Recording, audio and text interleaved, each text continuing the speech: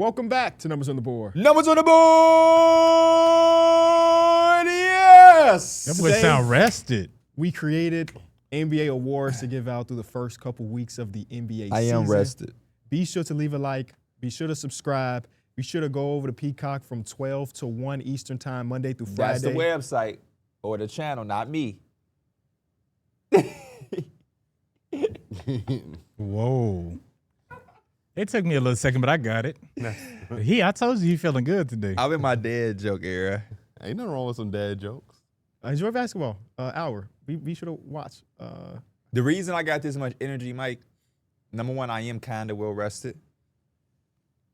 That sleep did hit different. Yeah, it was some good sleep. I could have laid in bed a little bit more longer. Yeah, but I the just sleep got was up, good. honestly. I was just up.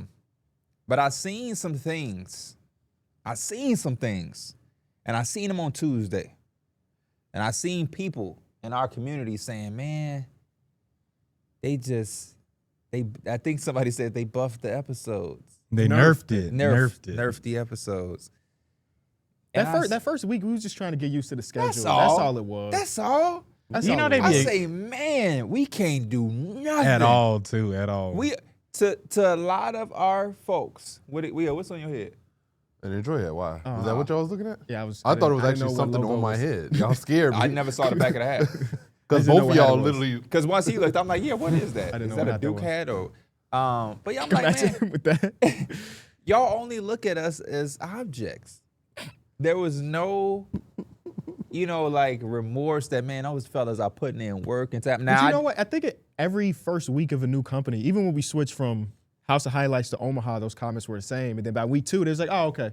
It's just an adjustment period. You learning the new people that's working with you. From HOH? They said that we sold our soul. They said we sold our soul. They didn't give us time to put nothing into the studio. Like, they was just crazy. This one, they ain't doing all of that. But I definitely thought it was going to be a little bit more empathy that we were doing more episodes, getting up earlier. Instantly. Yeah. And I'm talking about this ain't like guys guys or girls that started watching the last 2 years. These are day ones. The Mike Ball burner. I'm like, man, you ain't got no empathy for the guys? Yeah. We doing the hour show and then the podcast, and I'm doing just wants more. 3 shows in 4 hours. Bro. Then going home, KB still doing YouTube videos. I'm trying to get these YouTube videos out.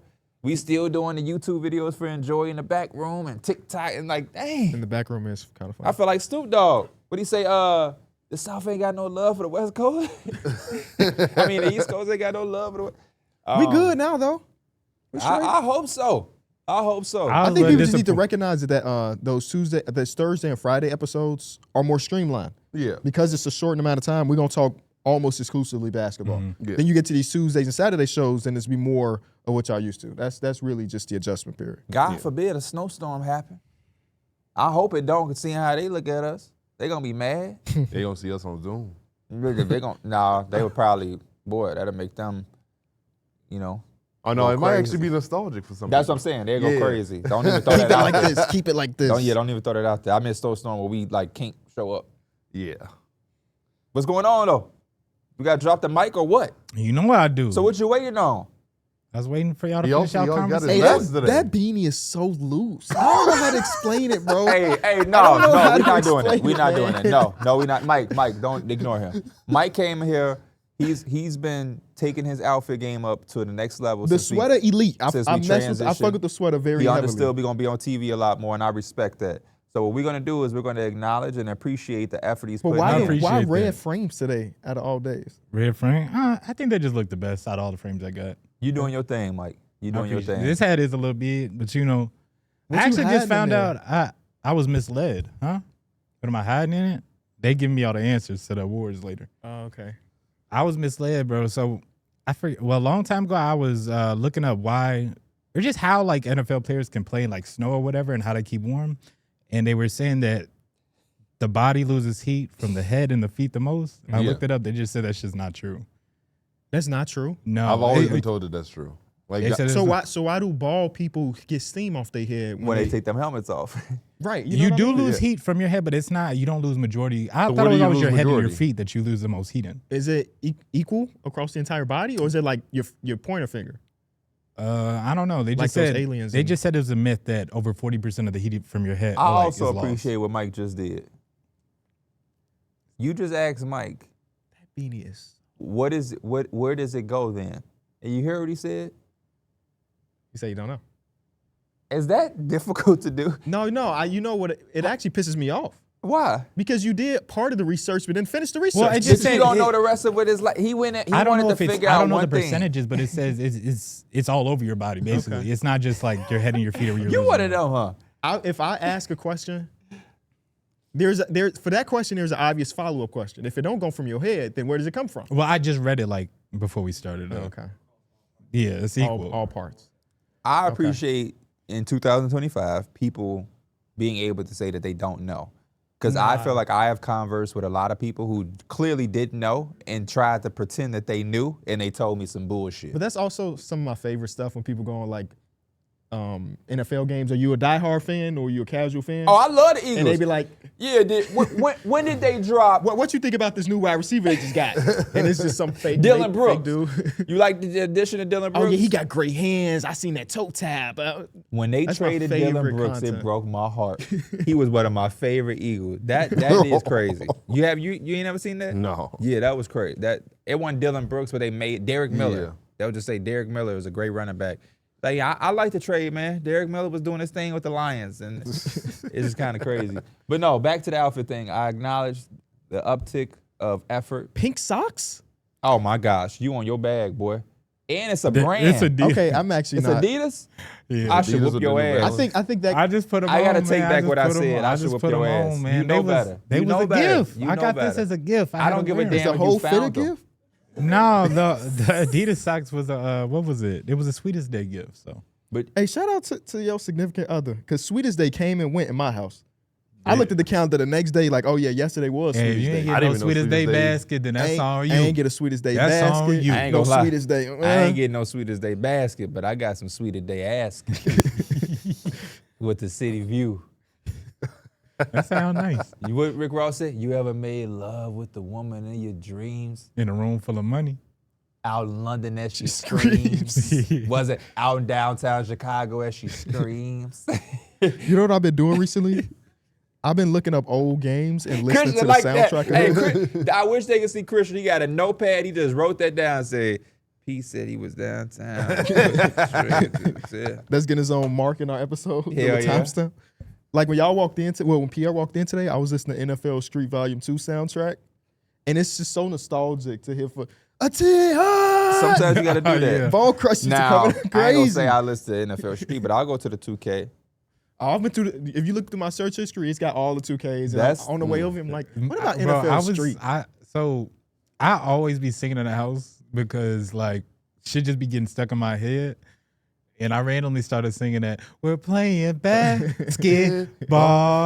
That happens every time like a team be hooping whatever, they on the run, they playing good. Like like the Chicago Bulls. I gotta bust out a song. Yeah.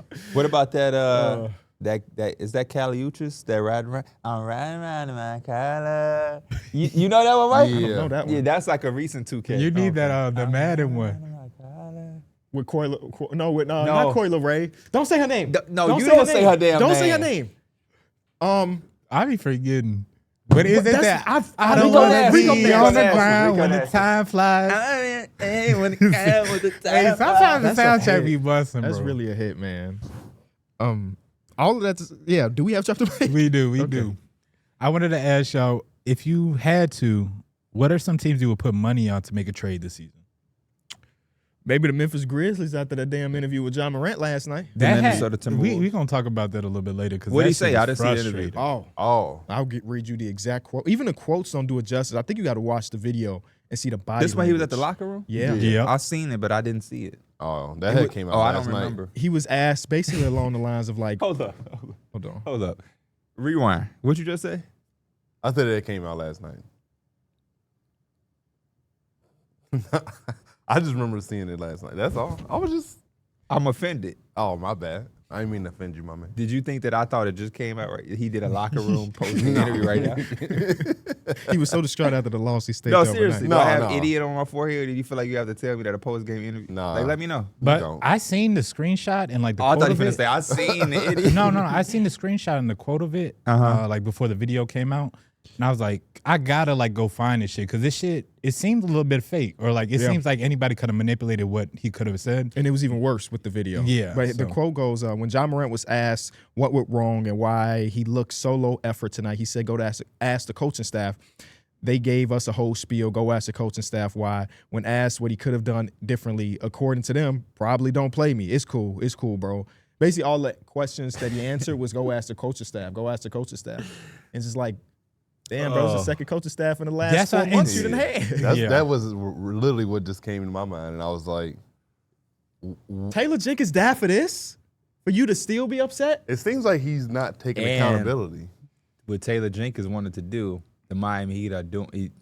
They went and got some consulting from Noah LaRoche, and they not doing none of them ball screens. And I think the vision of what Taylor Jenkins got to be watching the Miami Heat like, you motherfuckers. Yeah. I mean, different personnel. Ja Morant definitely thrives with some pick and roll. Yeah, it makes sense when you don't have a go-to guy. But I'm sure his ass was banking. The last few teams Taylor Jenkins had didn't have Ja Morant. So he's probably like, shit, we can implement this to kind of prep for not having Ja. Yeah, he literally made sure he had an offense that made sure everyone was a weapon and they were utilized very well. And then by the time Ja came back, he was probably put in a situation where it was like, fuck. And then Ja also didn't like the offense. But he don't like 5 games. What they play, 5 or 6 games? Yeah. And he also seemed like that might have been like the Has worst anybody game I've asked their ever seen coaching from staff? him. Right, did they actually Yeah, ask that's the what I coaching was staff? looking for too. I was looking for like a Thomas Isolo That's KB's, interview. I guess, point from the initial opening of the show. They did half of the research and then go ask the coaching staff. Seems like they hold him accountable and he don't like it. That's What you mean? Because Mike was hitting the group chat about how trash or how low effort. No, And then I heard Blake Griffin say the same exact thing. He wasn't even playing. Like, if you would have never seen that Grizzlies team for the first time, you would have thought Ja Morant was a regular guy and other people were like prioritized on the team. Cam Spencer was taking more shots than him, it felt like, in the fourth quarter. So it's just like, even if it, for me, it was wrong too, because again, like, regardless of what you got wrong or how you feel with the coaches, his teammates were trying to fight for that win. Like, they were up at point in the game. And for him to just kind of give up on his teammates and kind of be like, here, y'all got it. That was kind of like an FU to them. Yeah, that's really interesting because I remember like there was times where we had bosses that we weren't in love with and I wanted to do like a fake protest, but then you get on set and like, I'm here with my guys. I can't just not perform. You know, it feels weird, like a protest against the higher ups when you got teammates. Yeah. And that definitely is what it felt like. So yeah, maybe they're going to be the team to make the trade. They got all the picks for Desmond Bane already. I don't know if that means a real reset coming soon. I have no idea. I wouldn't mind it. Yeah, I wouldn't. I also think. Matter of fact, y'all give me a 2K idea. This may be the team I use. I like it. Yeah, I also think it's crazy that he's on a contract extension year and he's like being like this. Where could he go though? Miami. Yeah, Miami. Go back to that offense. If y'all put y'all GM hats on for one quick second, I know this was not planned, scripted, or anything. Not that anything we do is scripted, but this wasn't on the horizon. Except for the skits. Skits are scripted. Sometimes. You know, I'm a big. It's probably better because yesterday improver. he was telling us improv with no direction. No direction. That was a reflection of him. But if you give me some type of direction with my improv, I think I could take you to the promised land. But yeah, where the hell could he go? Whenever you look at point guard boys, Minnesota always come to mind, but they don't have.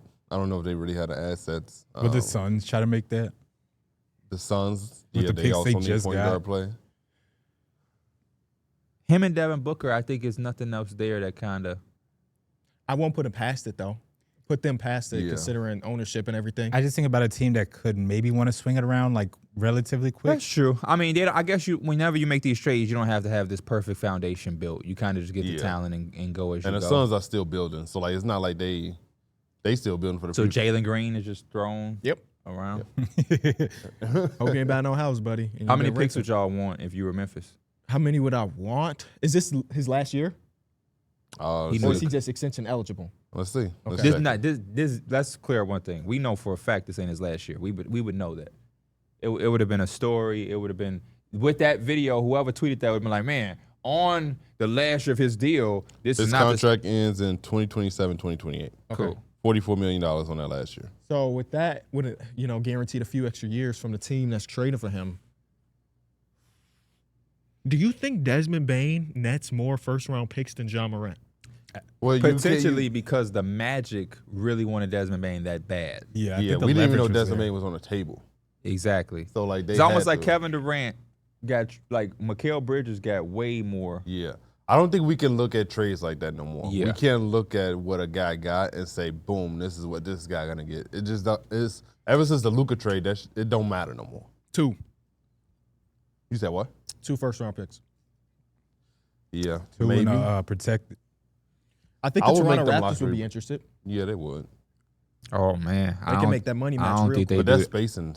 I don't think that the Memphis Grizzlies could do that trade. What are you giving me back? Because you better not say Emmanuel quickly. No, you that's what I was going to tell you. Emmanuel fucking quickly. I mean, that $30 million right there. That's 32 right there. We'll take RJ Barrett. I mean, they've been trying to trade him either way. take whichever, pick one. I'd rather have a wing like take RJ 2 of the Barrett. bench unit guys, the young bench unit guys, and 2 picks. Call it a day. Cam Spencer is your team now. Your team. Can I get Colin Murray Boyles?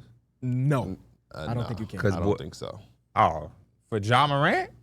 I don't think you can. I think Ja Morant's value has plummeted over the last 3 years. Plummeted though? I would agree with that. And I mean, it's not the floor. Plummeted? But think about where it would have been 3 years ago compared to what it is now. That's plummeted. I was going to say I agree with them, but I still don't think that don't mean he got no value. Oh, yeah, no. I wouldn't go that far either. Yeah, no, I didn't say it was no value. But what has Colin Murray Boyles done to say? But I think that's the issue. He hasn't been able to do anything. Bingo. It's only been 5 games. Not even. Right, but we're still talking about Ja Morant that you won. You're willing to say you're going to give multiple. But they also took a reach on this guy. Huh? They took a reach on this guy, so that means that they value him. Not necessarily. He's number 9, right? Yeah, number 9. Yeah. I don't think that. But yeah, he was their lottery pick. He wasn't number 9. Y'all guy was number 9, I thought. No, we had pick 12. Okay. Number 11 was Coward, Cedric Coward. We had 12. That's what I'm thinking. If you can get Coward and CMB to start your. But I think it's the illusion that something is there because he's looked so good through the first couple games. He has looked good. That's why we want him. Yeah. And that's why we want to keep. I think you probably would rather pry away or give up an extra first-round pick rather than give up Murray Boyles. Yeah. Because we were looking at them thinking that they was going to Yeah, I'll take the pick. I think everybody was projecting them to draft a center, and then they took a wing that when they have a team full of wings. Hey, right now he's playing center. Playing center now. Yeah, well, yeah, he is, but I don't know. That's just I'm looking at the Eastern Conference teams. That's the only one that kind of makes sense. I'm looking at the rest of the team. You talking about one of them bench, but hey man, we don't want Grady Dick. We don't want Jacoby Walter. We didn't want him when it was a draft time to make picks. We don't want them damn sure now. He could be a king. He could definitely be a king. Do you know they making that trade in a heartbeat? Yeah. They just don't have anything worth giving up. No. I mean, they have their own first-round pick this year. Yeah. So they go DeMar. He was rumored to be there 3 years ago. Yeah, that's only $24 million. You need a little bit more. They go DeMar and Keon Zach. Ellis. Fuck you talking about. But they just on the same team every time. They just keep moving together. Yeah, it's gonna be interesting because again, I think the conversation we having is the real conversation. If you look at a team like the Raptors, it's going to be tough because it's like the Raptors would want Ja, right? Teams would want Ja, but the Memphis Grizzlies are also going to want something, even with his stock kind of plummeting because he hasn't been an All-Star in how many years? 3 years. But you still know at any given moment, He like the first game of the season, he can give you look back. Yeah. Similar. So it's like they're gonna want CMBs. I'm not here to say that they gonna necessarily get them, but they're gonna be asking for some shit. it, but yeah, I just don't think his value just isn't at a premium right now. He kind of hurt it over the last 3 years. I agree. He played 9 games. Looking at the rest of their roster, I'm not getting Scotty Barnes, rightfully so. Yep. I'm probably not getting Ingram because y'all just re-signed him. Yep. So now y'all telling me I got to pick from like RJ Barrett and Emmanuel quickly, shit that y'all already don't want. Yeah. Well, I think that's just salary filler. Yeah. At the end of the day. But those guys, is either one of them on the last year of their deal? No. Right. So it's like you have to actually salary play for us for filler is supposed to be last year of the deal type shit. I'm about to sit with these dudes for 2 years. They literally extended everybody except RJ Barrett. And so it's like, yeah. And then if I give y'all Ja Morant with Ingram and Barnes and shit, you might be a IT. That's why I say, like, So them even picks- with him kind of in this state right now and with his trade value down, for Ja Morant, he's still like their franchise guy. And But you also have to remember one key thing, like with the Toronto Raptors shit. Didn't Drake say something about that? Oh yeah, about Ja Morant. Like that boy that be gritty. Oh yeah. Like a shot at Yeah. him? Oh, I didn't know that. Shout out to the hooper that be busting out the gritty. Yeah. You know why you mad, dog? I ain't even tripping. Yeah. Apparently they was dealing with the same girl. It's some bullshit. yeah, So you're just saying Drake go ban him from Toronto? Damn. Hell yeah. Imagine your franchise can't trade for a is he great still the player because of ambassador? Drake. You remember he's like the Toronto I ambassador? think He so. is I the just Toronto seen, ambassador. I just He seen him like still is? courtside the other day Okay. when KD was there. That video resurfaced of when KD got injured again. And Drake was like laughing. I thought that was smiling. Clay. No, he wasn't. I No, thought both that of them. Both of them. Hey, But he wasn't laughing. He was like, I won't say fake distraught, but it looked like his ass was acting. as my girls say, very, very performative. He did this, Mike. He looked his ass.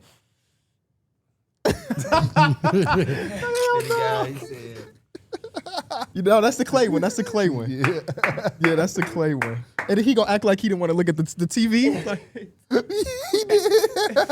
Hey, I fuck with you, Drake, if you see this. But this year, right, as much as I fuck with you, Drake, I'm one of them ones that I don't, I ain't DJ academics. I'm one of your homies that would be in your entourage, wink, wink.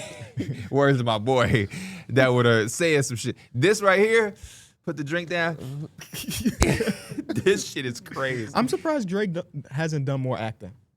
I feel like it's such Well, a he did pipeline it- from. Well, he did it so much at a young age. I know, he but I probably feel just- like he would go He back. thought he was he thought he broke was some that news to me. Yeah. Wait, Drake was an actor. Like I feel like every top artist does some type of. I feel like Do we you haven't think- seen him in any Do acting. you think you can name Drake's discography in order? His music? Well, that's discography. I'm tripping. Yeah, like the albums. So Far Gone. The albums. Let's just say because I don't think you can go that far because that's the third mixtape. Oh. They did repackage it as a 7-song album. I feel so alone? Yeah. But do you know his very first mixtape? No, I don't think so. Room for Improvement? No, I never heard that. Do you know, it's the first one. Yeah. It's like our first episode. You know the second mixtape? No. Comeback Season? Oh, I've heard of it. I've never listened to it though. Really? You should listen to that one. Some people say that Drake should have stayed on that lane. But That's when he was hungry. did you, no, So Far Gone. I think So Far Gone. He was really fucking hungry. So Far Gone is when The introduction. Yeah. Okay, now after So Far Gone, everything has been official album releases. Yeah. So let's start there. What is the first album? The first album is the one with Over on it. That is Yes, correct. That the red one? Yes. Yeah, that is Thank Me Later. yes, Thank Me Later. Yeah. Who do you have on that? All I see is fireworks. That's Alicia, ain't it? Boom. Love me Yeah. some Alicia Keys. Man, after That's that. Tell me what's really going on. Drizzy back up in this thing. I'm ready. What's happening? That's that Soulja That's when Boy. he stole that from Soul. Yeah. That's whole flow, bar for bar. And we always young, so I'm gonna give us grace. But Drake just saying for do right and kill everything. I love Nicki. We thought that shit was hard. We Yeah. was kids like, ooh, that shit was. Then you got Nothing Was the Same. Nope. There's something right in between there. No, yeah. Something big. A lot of people think that's his best album. I'm a Nothing Was the Same type of guy, but people say that this is the one. Come on It's now. not Views. Alicia, Adia, I know that you. This is like, I feel like one of his most, Yeah, I said it. like Yeah. everybody I'm the knows this man. album cover. Don't you forget I know the it. album cover. I can't think Oh, of the Take name. Care. Take Care. Oh Take my God. Care. Yeah. Take Care. Then you have Nothing Was the Same. Then you go, I'm sorry if you're reading this is too late. Is that correct? Okay. And Okay. then it goes the one with Future. Oh shit! I ain't even need you. I meant his Yeah. shit, just his shit, Oh, because that might throw you off some. Yeah, a with the bit. But I collab. think you are right though. Yeah. But I don't want you to have to go. That's Summer 16, right? No, that's not called Summer 16, but I I forgot. get what you. Yeah. And Because he then- did have the Summer 16 Yeah. song though. And then after that is Views. How y'all feel about Then Big it's- Rings? Who? It's not shit no more. At the time, it was the shit. Yeah, I was It saying, didn't that age song- It became an annoying song. That Yeah. song really not shit, but at the time, that shit was That pop- was me. especially- me and Bud Miami era, and he used to love getting in the car and like drive to that on repeat. So I hate that fucking song. It seems like a That's certified a song. like warm up song. Like they playing that shit you know what I'm saying? You ever had somebody that you know would love outplay a song, like your girlfriends or cousin or brother? Like Ontario outplayed Magnolia for Playboy. Like if I hear Magnolia, I will fucking break something. You did that shit with that Jay Critch song. Oh, hey, but that's like a. I'm talking about a whole 30-minute ride. He playing the same song back to back to back. What song was that? I still remember that day because Mike looked at me like, bro, like Mike lay it back.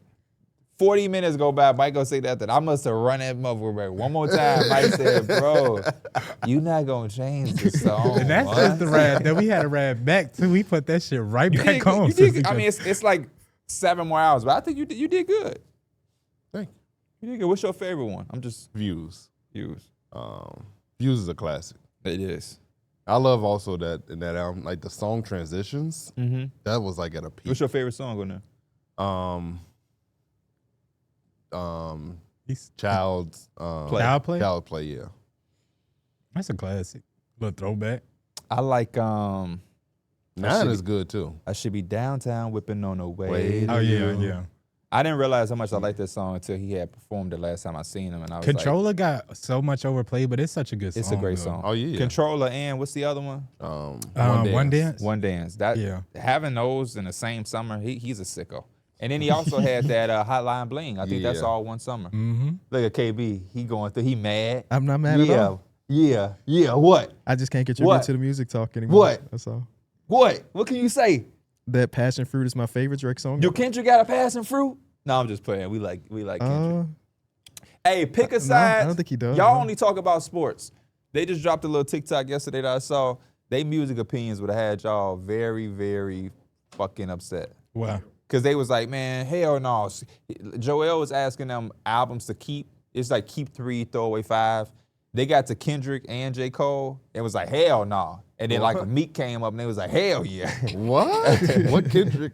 What Meek album is better than anything Kendrick? It had to be some Dream Dream Chasers? Chasers, bro. There It had to be was- Dream oh, Chasers. okay. Like, It was Dream Chasers 2, the mixtape. I ain't mad That's at the it, I only, and I don't even agree, but that's the they only said ring- hell no to Friday Night Lights. Oh, Friday Night Lights is a classic. Yeah. And they was like, hell no. But yeah, Ja Morant. John Morant potential trade. I think that you know what, that one Ja Morant. That was T Morant playing for him. You know, T. Morant was dressed up. he dressed up as Ja. That's who was playing last night. Did you get any candy? Nah, my girl actually puts. My girl put some our Halloween candy bar on the outside of our door, and then we have an apartment. Yeah. I'm like, how the hell is the kids gonna get in? Yeah. Door locked. True. Door locked. Hey, it's the thought that matters. It is. I She was seen somebody thoughtful. else do it too. I was I talking took to some Darrick candy. on Discord because y'all don't get in Discord no more. I don't. And I be going to bed early nowadays. no, we was on at 7. You ain't in the Oh, my bed at family's 7. still there. My family comes over following. KB joined the Discord. He didn't say nothing. Oh, did he? Yeah. So I take the He be See, on he that. does that shit. That He be in Kyron there. stuff. Yeah, I don't be knowing he in there, but somebody be like, I be "KB like in to here." hear people talk while I'm working. I don't. So if y'all play Let 2K, me know because I like talk to. shit behind your back. So let me know when you try. No, seriously though. Your story was better about the table. Oh yeah, we was walking and we went to a house and it said, "Go down the corner and make a right. There will be candy." We went to the next house. It said, "We're down." He didn't add this to my story. If you would have told me this, I would say you are easily killable. Go right. Well, Well, we it's gonna had be to. candy. And Darrick said, Well, we had to. There's a anyway. trap at the end. that was easy. All we needed was a promise of a Kit Kat.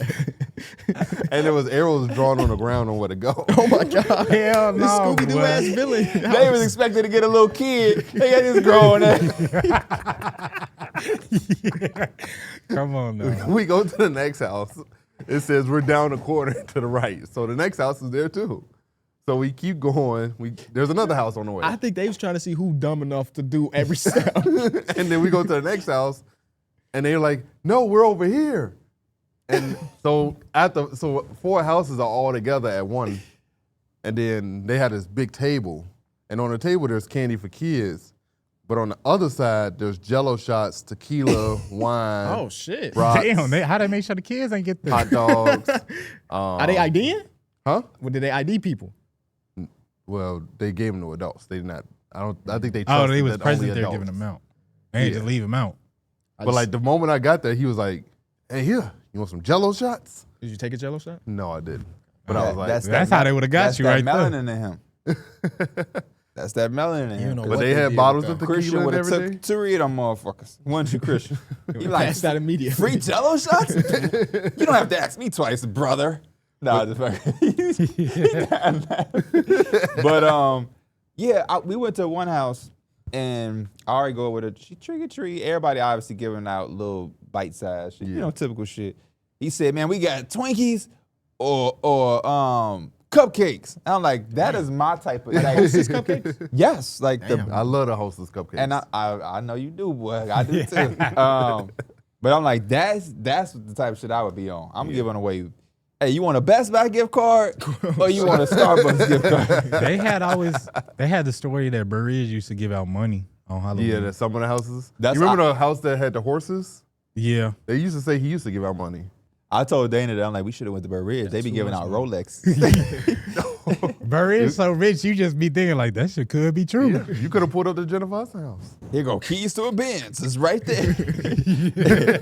Do you think she actually answers her door on Halloween? Why not? No, I think she probably. She probably just leave out candy. Yeah, I think Burr Ridge Really? leave out candy. Isaac texted me that yesterday. Isaac who? Gutierrez from the DP. What he asked? Do you give out candy or are you afraid that people gonna know where you live? Like, bro, I ain't nobody. I be out giving out candy. I'm not nobody either, but when I do Uber Eats, I say leave on porch and I don't get the food. Because the last thing I want is to just come to don't my like door. Interaction with people, so I do that shit too. That too. And Penny be there as my That's- bodyguard. Yeah. But like, I cannot imagine going to get my food and you like, bro, bro. That's how I be. But they already got your name. You know I walk. Yeah, but you know how many Pierres it is? Hey, Pierre Pierre, Andreessen? like Pierre Born. Pierre Andreessen, though. I don't think it showed my whole name. Oh, doesn't? I think my orders always say Pierre A. Oh. I went out of this studio, literally like this week. That was Tuesday. And I'm walking and the dude is looking and looking and looking. I'm like, the fuck? And he like, bro. And I'm like, oh shit. He like, bro, that I noticed that said enjoy. You that? I'm like, yeah. Shit like walking around with your jersey on. I'm like, yeah, bro, what up? He's like, man, I love y'all, but that's crazy. Y'all right here. He was at the vending machine. Like, y'all right here. Oh, I knew that's it. crazy. He worked. He's here. like, I was like, yeah, man, I'm headed out. Appreciate you much. He's like, where everybody at? I'm like, I'm the last one, bro. I'm sorry. It was out to tee it up. Right. But I'm like, what is the fucking odds? You walk right out and he looking at the thing like, We do keep enjoy. our blinds closed. I be wanting to open them up. I mean, it do say. it like, say, yeah. It say. It do say. It say Mike work here. Do say. Any other teams that we think gonna make some trades to get back to the original drop the mic 50 minutes in? The Spurs make a trade, capitalize. They going all in. No, I don't think they do. What's the all in? Yeah, I don't know. What is that the all right in now. move? They already traded for Fox. They going all Trey in. Murphy. Go get Trey Murphy. Trey Murphy can't hit the side of a barn right now. He will with the Spurs. He scored Last yesterday. night. He did. got He five Last threes. night he was on a burner. But before that, he was definitely. Yeah, before that, yeah. That's why I you think got, he was shooting like 18% from when three. you cash in right now. They can't say 3 first-round picks. Hey, the Bulls are still undefeated. We did. Oh, now it's we. We That's did. what I was about to. I was thinking that at the top of the show. I've never heard you rep the Bulls as much since they were the first seed last time with Lonzo. That's why I said in the group chat yesterday, and somebody was saying it on Twitter, do not claim my Portland Trailblazers. What? Because we literally had a segment saying, who are y'all second teams? And you ain't say nothing. Well, Mike about told the me I Blazers. couldn't claim the Blazers. He said we're going to give you that. That's the most genuine what I've ever heard Darrick have. But and what? I also, I tried to claim them, and he said, no, you can't claim them. Okay. Because I also went on Twitter and somebody was like, P, you acting like D Mills. This is the Blazers is us. And then I quoted the that's segment and they was like, yeah, I like this. And I'd much rather you rep the Blazers than D Millie. Damn. That's what I They said. say he gonna take your towel, man. snatched Snatch your your chain. towel. Damn, what'd I do? Snatch your towel, yeah. They going to snatch my Oh, towel? I thought he was grabbing onto it. He grabbing his phone. If y'all have a Blazers fan come in here and snatch my towel, it's up. Damn. How do you feel about your Chicago Bulls, by the way? And I will say, in the era where Darrick has paid for the subscription, the Bulls are undefeated. I'm just gonna say that. So he missed out on the satellite. And the last games year. I went to last year, they never lost.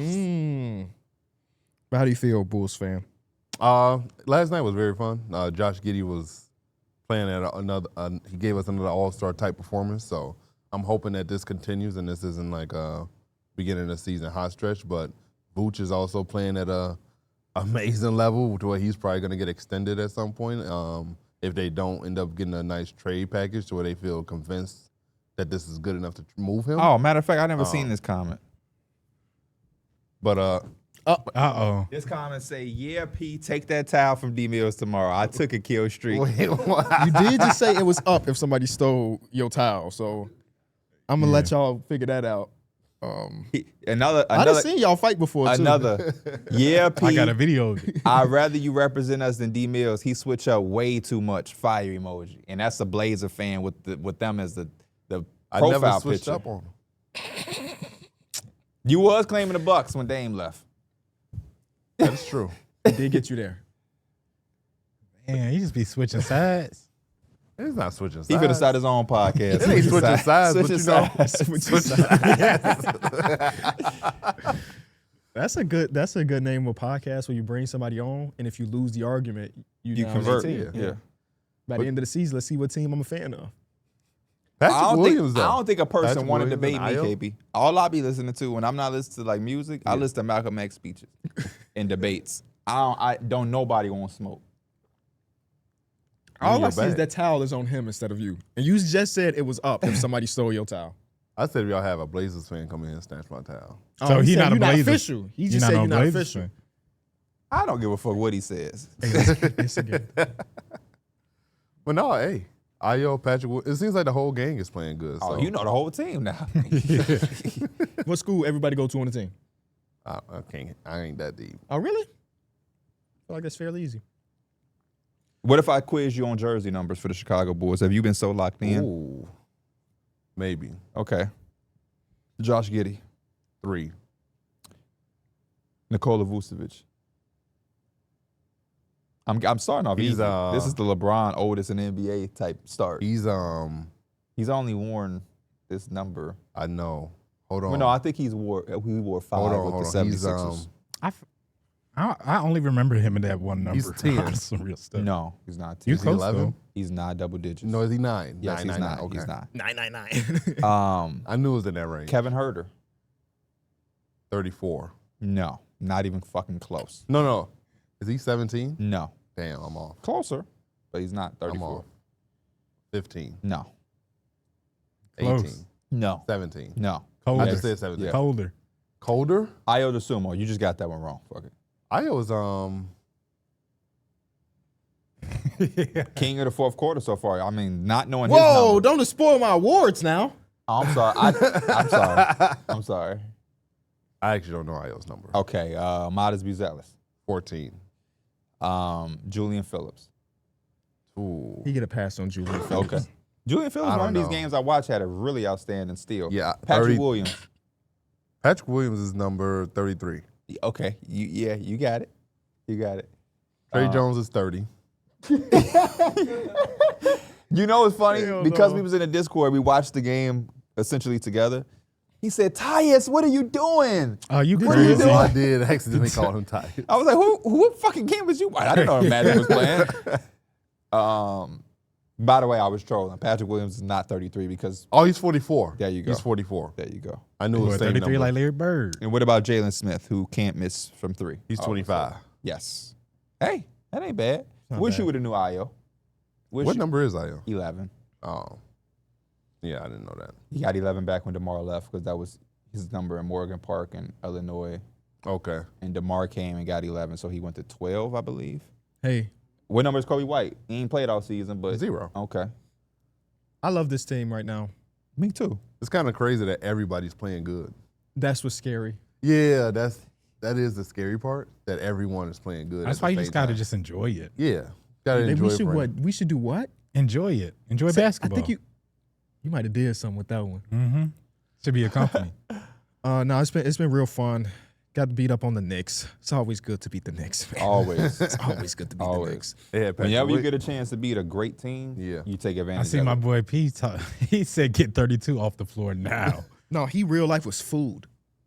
I love to see him on When the you court. can't close out on the court of Vucevic, you can't play for me, Mike. We talked about it yesterday. KB was, or I think you asked it, Mike, what would be your bottom lines or non-negotiables if you controlled or ran a team? And, there's just certain plays you see Carney Towns doing shit like this. Yeah. On, it's man. like low effort. If you injured, just don't play. That's what I had to tell a guy on Twitter yesterday. One thing about life that coincides with basketball is that excuses will always be there. If you want to use an excuse, you're going to have a plethora of excuses if that's what you want to use. So the same thing applies to basketball. Hey, man, he hurt, his quad bothering him. You know what I mean? Then don't play. That might got to be some like, you trying to go play through an injury. That's just not how I used to go. Because, again, growing up. Well, shit.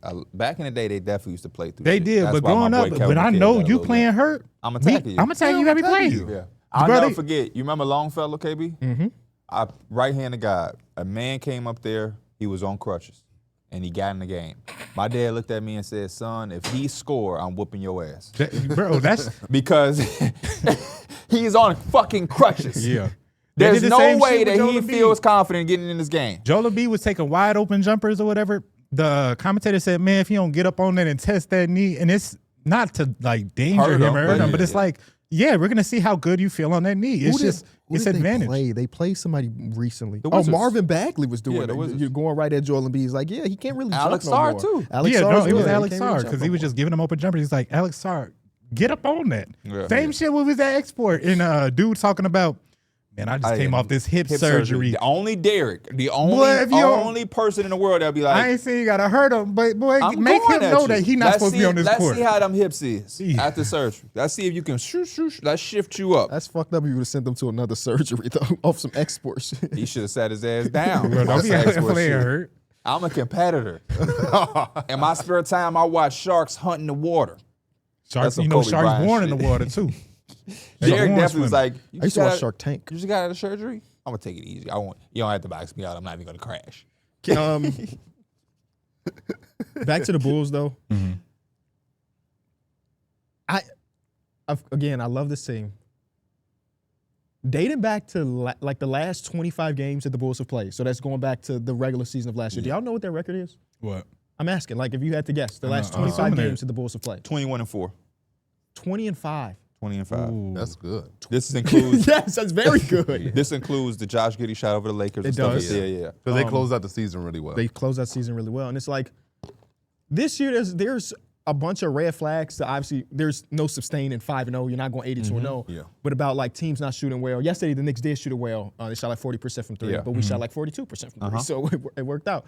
But How real is Josh Giddey shooting? how real is Josh Giddey shooting? He's shooting, what, 43% on the season? On And like he's like a bunch taking of attempts? he's taking like over like 6, I think, a game. On cleaning the glass, you got it where you can look at the accuracy that the opposing teams are shooting, and it tells you like if the teams you were going against were shooting league average from your shot profile that you're giving up, how good would your defense be? Right now, the Bulls have the second best defense, but based on the shot profile, it's 29th. Oh. So obviously, there's a bunch of regression that's gonna hit.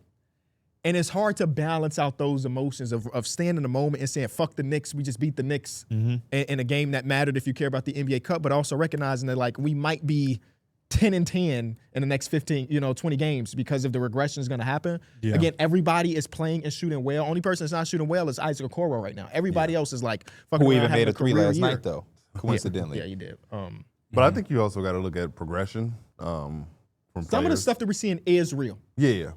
I don't know if Josh Giddey's shooting this well is real. I But think I that think him he being a better ball player is real. Yeah. I think Ayo Dosunmu coming off his shoulder surgery, playing well off the bench is real. Might be the second straight year of Vucevic shooting well. I think that might be real. Patrick Williams off the bench giving us a spark. I think that might be real. Trey Jones. Trey Jones. I think that might be real. Might Because as well again, use that a lot of that step. is going back to the last 20 games before the season's ended. So And then Trey Jones also going to go to the bench eventually. yes, Once Kobe White comes back.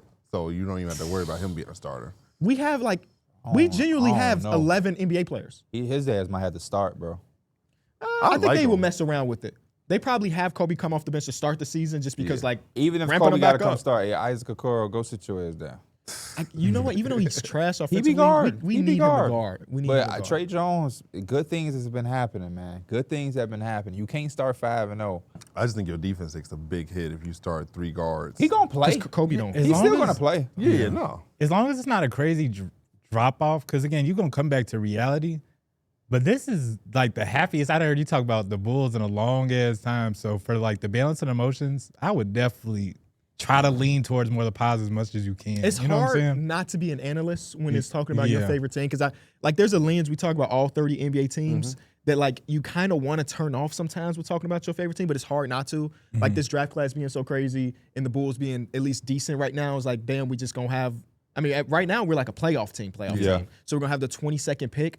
Is there room for us to ever become a championship team if we don't have? Because even though Josh Giddey's been really good, I don't think he's going to be a number 1 when the Bulls are really good. But if y'all at the 22nd pick, that means you're not necessarily. That means like top 4 seed. So maybe that's super unrealistic. Right. That means some crazy jumps that end up being extremely real happen. Let's that means Josh Giddey. Let's say 18th because that's right outside the lottery. I think that still sounds like Josh Giddey made an all-star team. It sounds like Modest Buzelis had a really great sophomore season. Yeah. And that sounds like you don't need as much as you once thought. Yeah. I mean, nobody is not going to want to not need an AJ, also, Cam Boozer, or Darren. Some of the guys that are playing well are up for like new contracts. Right. Like a Kevin Huerter or again, I mean, Kobe hasn't played, but he's up for a new contract. So we got a lot of money coming off the books. But I think that we might be able to retain a lot of those dudes while also still having a big free agency spot. This class don't have a ton of like heavy hitters. It's not like we're about to go get LeBron James. Yeah, it's more so like rounding out the edges. I told you who I would like on this team. Hugh Grimes. I would love Quentin Grimes on this team. Quentin Grimes is nice. He would be a nice pickup. You yesterday in the group chat mentioned iHeart. Just because I'm thinking about center play, but Vucevic, like you mentioned, might get extended. So it's like, yeah. And if the number is right, I can't say I'm mad at it because he's been playing well for 2 seasons straight, or a season and 5 games straight now. Yeah, I guess it depends on what his priority is. Like, does he want to get paid big money to stay here, or does he want to go to a contender and get paid less? Because he did mention contention in his exit interview last year, and obviously we couldn't trade him. But also, we give up so many points in the paint, and he's already 34 years old. So, like, giving an extension to a 34-year-old center that can't guard, I don't know. Again, it's like a bunch of tug and pull. But then he also brings so much on the other end. Yeah. Because some of the times you just give him the ball, he makes something happen. He does. Damn, that's the Vooch that we traded for 4 years ago. It really is, man. He looks rejuvenated and, like, happier to play. People on Twitter were saying that he hated playing with DeMar and Zach. I mean, I feel like a lot of people might have felt that way. Yeah. Because, I mean, it can't be a coincidence that we were less than a 500 team when we had DeMar and before Zach. the trade deadline last year, and then now we've been winning 67% of our games since then. Yeah. I don't know if that's the Kevin Huerter effect, the Trey Jones effect. He always isn't the guy that people like playing with either, though. So you got one big marriage of guys not liking to play. You get what I'm saying? Yeah. When Vucevic isn't locked in, when Vucevic isn't making shots, I can imagine the pain it is to play with him. And you know how to many watch, times to watch too. You know how many times they got Zach LaVine? We know isn't a defender. He gets blown by, and Vucevic is not like even close to where he should be. Not that Vucevic is going to block the shot or get a stop, because that's not what he is. But Vooch, for him to be a center a lot of times offensively, especially over the last few years when y'all wasn't that good, just is not nowhere near where the fuck he need to be. And then again, those guys could turn into ball stoppers, which could frustrate him. And so you just got one big marriage of frustration. I could very, very possibly see the idea of that happening and then, on both sides. You notice that Giddey and Trey Jones, when he got a mismatch, they looking to get him the ball. Sometimes. Yeah. Man, we saw. Yeah, we did see one play, but then it was like, oh, I don't know. I was like, I don't know basketball, because they ended up getting another wide open layup from Giddey, and I was like, okay, bet. I didn't think he was wrong for wanting to get him the ball. Josh Giddey offensively he was being just guarded by different. Brunson. Yeah. So it ain't that you don't know basketball. They just kind of lucked up and found another source of scoring.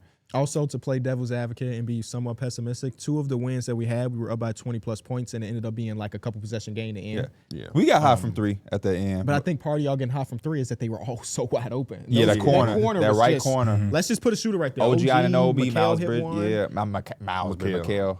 Hey, Patrick Williams hit Mikal Bridges with a move in this game where he just Hey, bro. He hit him with a jab step and just blew by, bodied him for a layup. I was like, oh, what is this? There's baby Kawhi.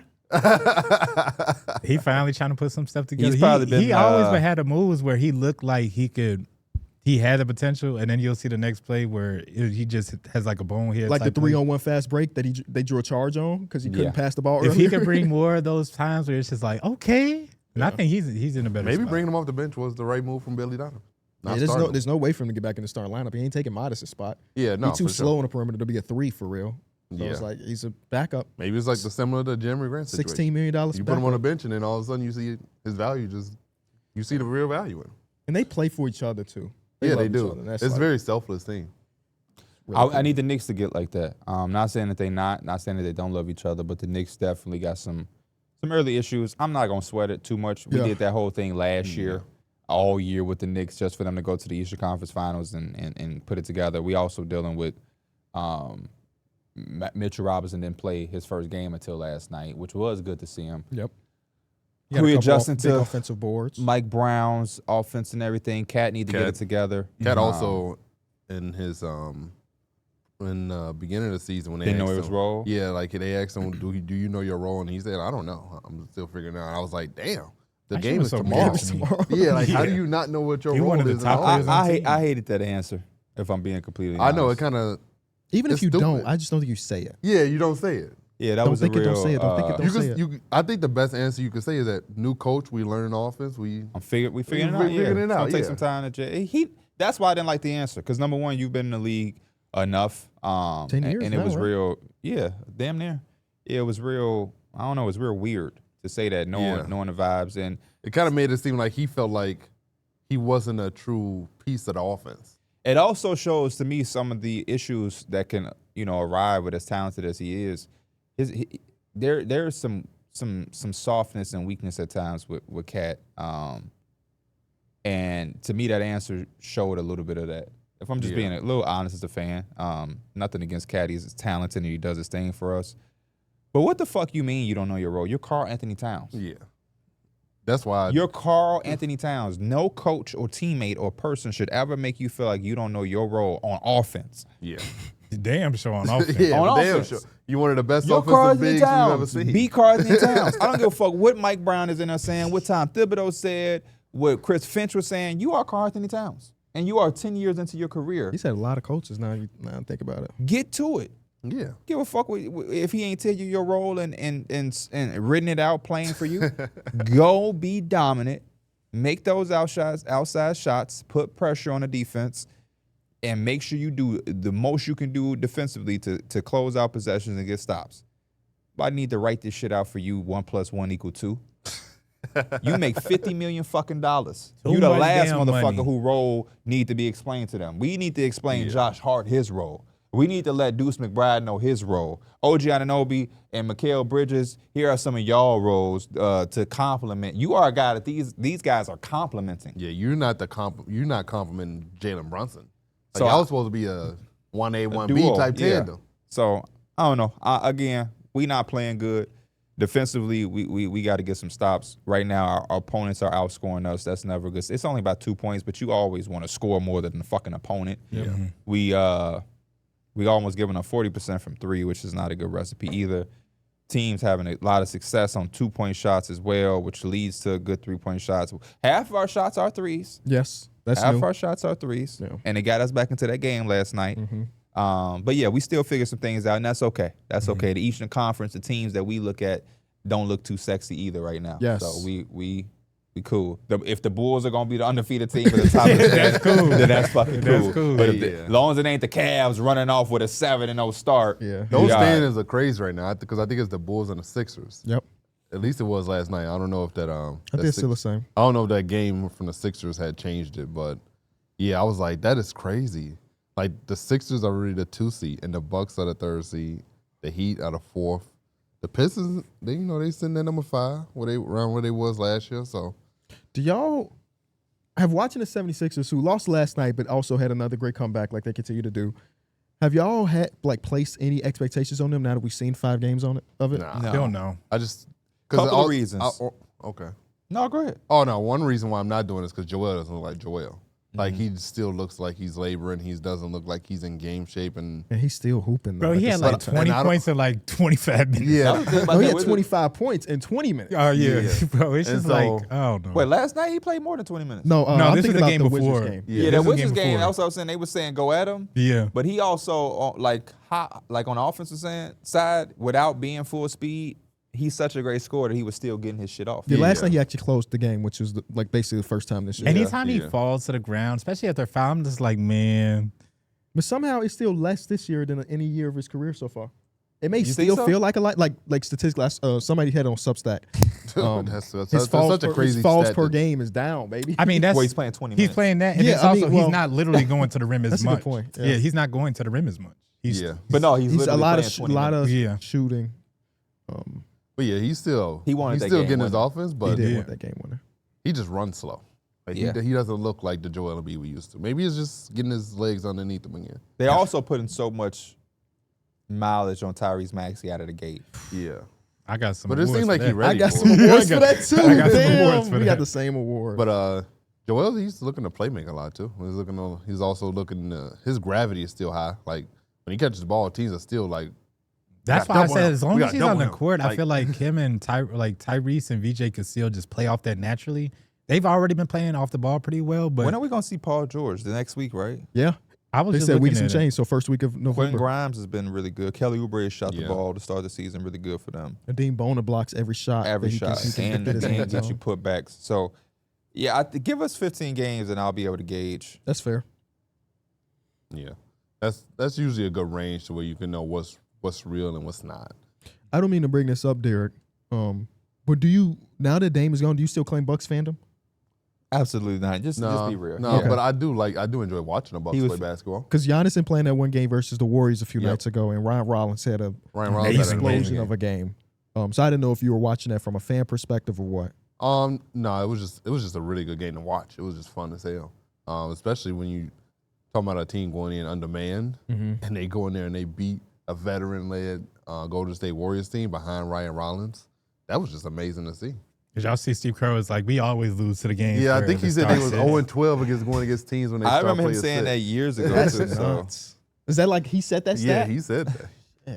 And I was like, that's crazy. He's a former Warrior, so Ryan Rollins wanted a little bit of revenge. Yeah.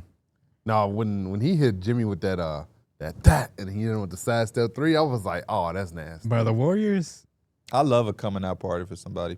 I feel like I was just talking about the Warriors for their defense. And then again, they kind of looked a little bit old because Ryan Rollins was just sometimes walking past them and getting to the paint for an open layup. One of his first buckets was like he got that in his bag. One of his first buckets was a drive to the basket on Draymond. He put his ass in the basket. I know there's a lot of candidates for this so far, but he's got to be one of the top candidates for most improved. Mm-hmm. He's like 18 points per game right now. No, yeah, I think he would be the definition of most improved. It's also he went from being a two-way guy to getting kicked off his team because they got caught stealing to now he's looking like he could be a starter. He's pulling the mic.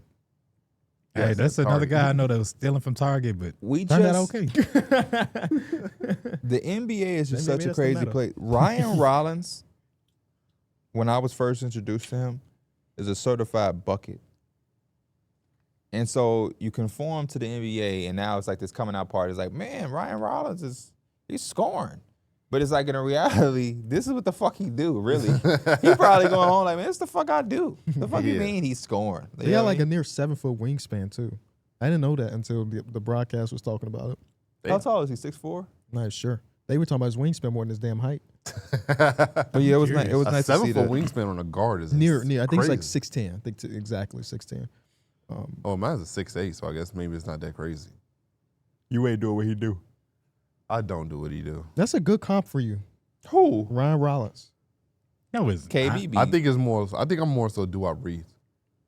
His ass don't play. He don't either.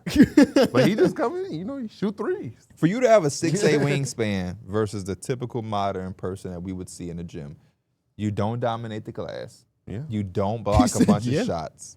You don't get a bunch of steals. That's why I'm like, get hyped when you block a shot. I feel like I don't have a memory of him blocking a shot. I just remember it's not many, but when he does, it's very emphatic. Like, you know what I'm saying? That's when he get loud too. Oh, yeah. I've seen it maybe like once or twice. Like when Draymond hit a 3, that's what he do when he block a shot. That's the block shot. So that's why your comp is always hard, because your measurements don't result to production. My Patrick Williams last like, year. don't you? In so many words, he just called you a bum. Aren't you mentioning somebody's wingspan because it leads to something? Like they get steals. Yeah. Like if you make a build on 2K, you get the wingspan because you want them to do something with it. Yep. If you like, fuck it, I'll just minimize it and shoot. They ain't working for Desmond Bane no more. Devin Bain can't hit the side of a barn. They beat the Hornets though. He can hit the. He could definitely hit the side of a bar. That's the side of the rim, or that's the side of the basket. No, they did beat the Hornets. They needed I that to actually- get on They track. needed that win though. I didn't get a single second of watching the game though. You know, Those were my they- league passes, bro. I think all of them scored over 20, so that was a plus. KB, this is one of the games they was hitting their threes though. That's Even good. Franz was knocking that thing down. That's good. Yeah, no, it seemed like they treated it like a must-win. So maybe they did have that players-only meeting that we was referring to.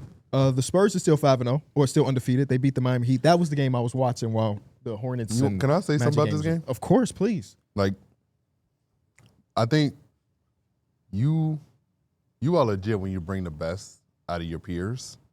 And in this game, Wemby brought out a performance from Bam that I had no idea that I would ever have gotten. Bam treated this game like it was a must-win matchup. Like he had this circled on his calendar. That was insane. Bam was Did you see the pre-game stuff? No. Oh, he's talking about. I think they were asking him about Wemby's size, like his height being 7'5", and he said like this is the NBA. Everybody's tall here, so the outsiders are looking at it a lot more than we are. Yeah, he basically in the dissed league. us. He said the people with the microphone care about his height more than we do. Right. Really? That's crazy. I didn't And then never he went thought. at him. He caught a body. Yeah, at one point. hey, when he drove past him, 2 dribbles going down baseline. Well, that's I was like, oh. because he hit a few of them threes. So Yes, it's he like did. Wemby got to step out now because Wemby was really just chilling in the paint. Yeah. Do you remember, Mike? We had a bet years ago about Bam Adebayo's 3-point shooting. Yeah, y'all did. Yeah, we y'all did. I can't. I think y'all close these said he would tabs. make 1 a game or something like I that. said he would attempt one a game. Oh. And Mike was like, nah, ain't no way. Obviously, that year he did attempt one a game. What are you shooting? 8 or something? Because he letting them Right fly. now, He he's letting shooting them fly. 7.5 Yeah, threes he's letting per them fly. game. But I think that's What's the also just percentage the on that? offense, though. 36%? You Yeah, take it? solid. No, that's solid. The offense is like, man, if you're open, you're either attacking, you're shooting the ball, or you're making a play for somebody else. And a lot of times he's finding the ball where he's wide open and he's just letting it fly. I think that's what's so frustrating about Bam, because like he does this type of performance where he's going against Vic, and like you could tell he got up for it, and he's showcasing his full skill set, where he's even posting Vic up and getting his hook and like little floaters over the top of Would it. y'all say that's his most shots? Because I think he took 27 shots in that game. Yeah, he took almost 30 shots in this game. What you saying is that the most? Is that shots the he's most? Just attempted? off top. Yeah. Like Probably, I don't man. think I've I've ever seen- seen him take that many shots. I think haven't he seen shot it. 13 I threes that probably game. would say yeah too. Then Like visually, I can't recall a Bam performance. he had a like 26 shot game last year, but you said 27 was this year, right? that. Yeah. So but I don't know. Since that he had another 27 shot. I game see also a against Milwaukee last year. 24. Last year he had 24 in Since the the game. first game of the season, where we were doing that, like based on the first game, what are like intrusive thoughts? And I'm not expecting Bam to be aggressive. he's turned I've up. been loving everything Bam Adebayo's done. Yeah. Both sides of the ball. I love everything This about offense the is Miami Heat. literally perfect for him. You know, I love the fact that he get to get the rebound and he can get pushed to tempo. Like I think that's where he's at his most dangerous, because he's such a big dude at 6'8", 6'10", and being able to push. Damn, it that's a like that. wide range, brother. 6'6". I never really know what his height is. His They head might listed be him at 6'8". 6'9". He looks Okay, 6'8" to me. 6'9", With shoes 255. on. He That's might the be best 6'8" fold with a sock. about this offense is that they have so many guys outside of Bam to do that. That's what I love about it. Is it speeds everything up when you have so many interchangeable things. Even when they was walking through the offense, that was basically the thing. It looked like the motion offense we used to run in high school was pass, cut, replace, except they have a little bit more of an intricate cut. It's so cool to hear people that's playing the system talk about the system. We're talking about, They that were little on interview they Amazon did. yesterday. Mm-hmm. I think they can implement me in there. Like it didn't feel like nothing too complex to pick up on. And I just love that Simone Fontecchio can get the rebound and initiate this. Wiggins can initiate this. Bam, Davion Mitchell, Jovic, Hami Jaquez, Norman Powell. And like when you have that, the rest of the guys can go, and that's why they're able to get these shots up in transition. You in got 5. Drew Smith making plays. Drew Smith, he looks really confident. This It's entire team you're looks so confident. You're enabling their players to kind of play at their fullest potential at this point versus like, I'm going to have one guy, and of course we're going to see Tyler Hero come back and like how the offense, I wouldn't imagine it changes that much. Like you want to probably run some pick and rolls because it's Tyler Hero, but this just lets everybody kind of get into a rhythm where it's not one guy kind of taken away from the offense. We undermine Tyler Hero a little bit too when we say that, because Tyler Hero also can get. He can get fit to right it. into He this. hasn't Like he's, always just been an on-ball Yeah. creator. Yeah. Yeah. Like But even with the ball, I don't necessarily think he always need a screen. I think he could just get right. When you watch, I don't know how much y'all have watched the Heat. no, I've damn near watched every game. I've watched every game too. if Simone Fontecchio can just drive, if Wiggins can drive, if Drew Smith can drive and get 2 feet in the paint, why the fuck can't Tyler Hero? Yeah, that's why when we was talking about like those bottom line type things, and maybe it wasn't even just personnel, but like a coaching style is just everybody has the ability to get 2 feet in the paint and make a play for the next person. I love that type of offense because, again, you're just generating so many shots. And if I get to the paint and I draw 2 defenders and I kick it out to P, he has the advantage because a defender is closing out on him. Mm-hmm. Usually it's like help defense too, so he has space. Imagine we do that 2 more times. Now D Mills is wide open. Yeah. So it's just the ability to create endless amount of shots from like the and he whole got team. That slot cut coming in. It's just so many Wiggins. shots available, you know. So I love that type of offense. He's been on a burner. To me, the most important thing in basketball, and maybe in all sports, but I specifically pay basketball for most of my life. And baseball is the same way too, I guess. But even, I don't know, confidence. Oh, confidence. And every time I watch the Heat, and even when I rewatch possessions, the way that these dudes play, you can tell confidence has been instilled. It has been. Simone Fontecchio don't think fucking twice. No, he catch it and he Bam shoot it. Don't think twice. Norman Powell don't think twice. Jovic ain't hesitant at all this year. Jaime Jaquez ain't thinking twice. If they can beat their man, they drive, put their head down, and they do whatever the hell they got to do. Mm-hmm. And so I love that about this team, and I hope that it can be something that we see over the course of 82 games. And I like the fact that it is, like you said, even Drew Smith.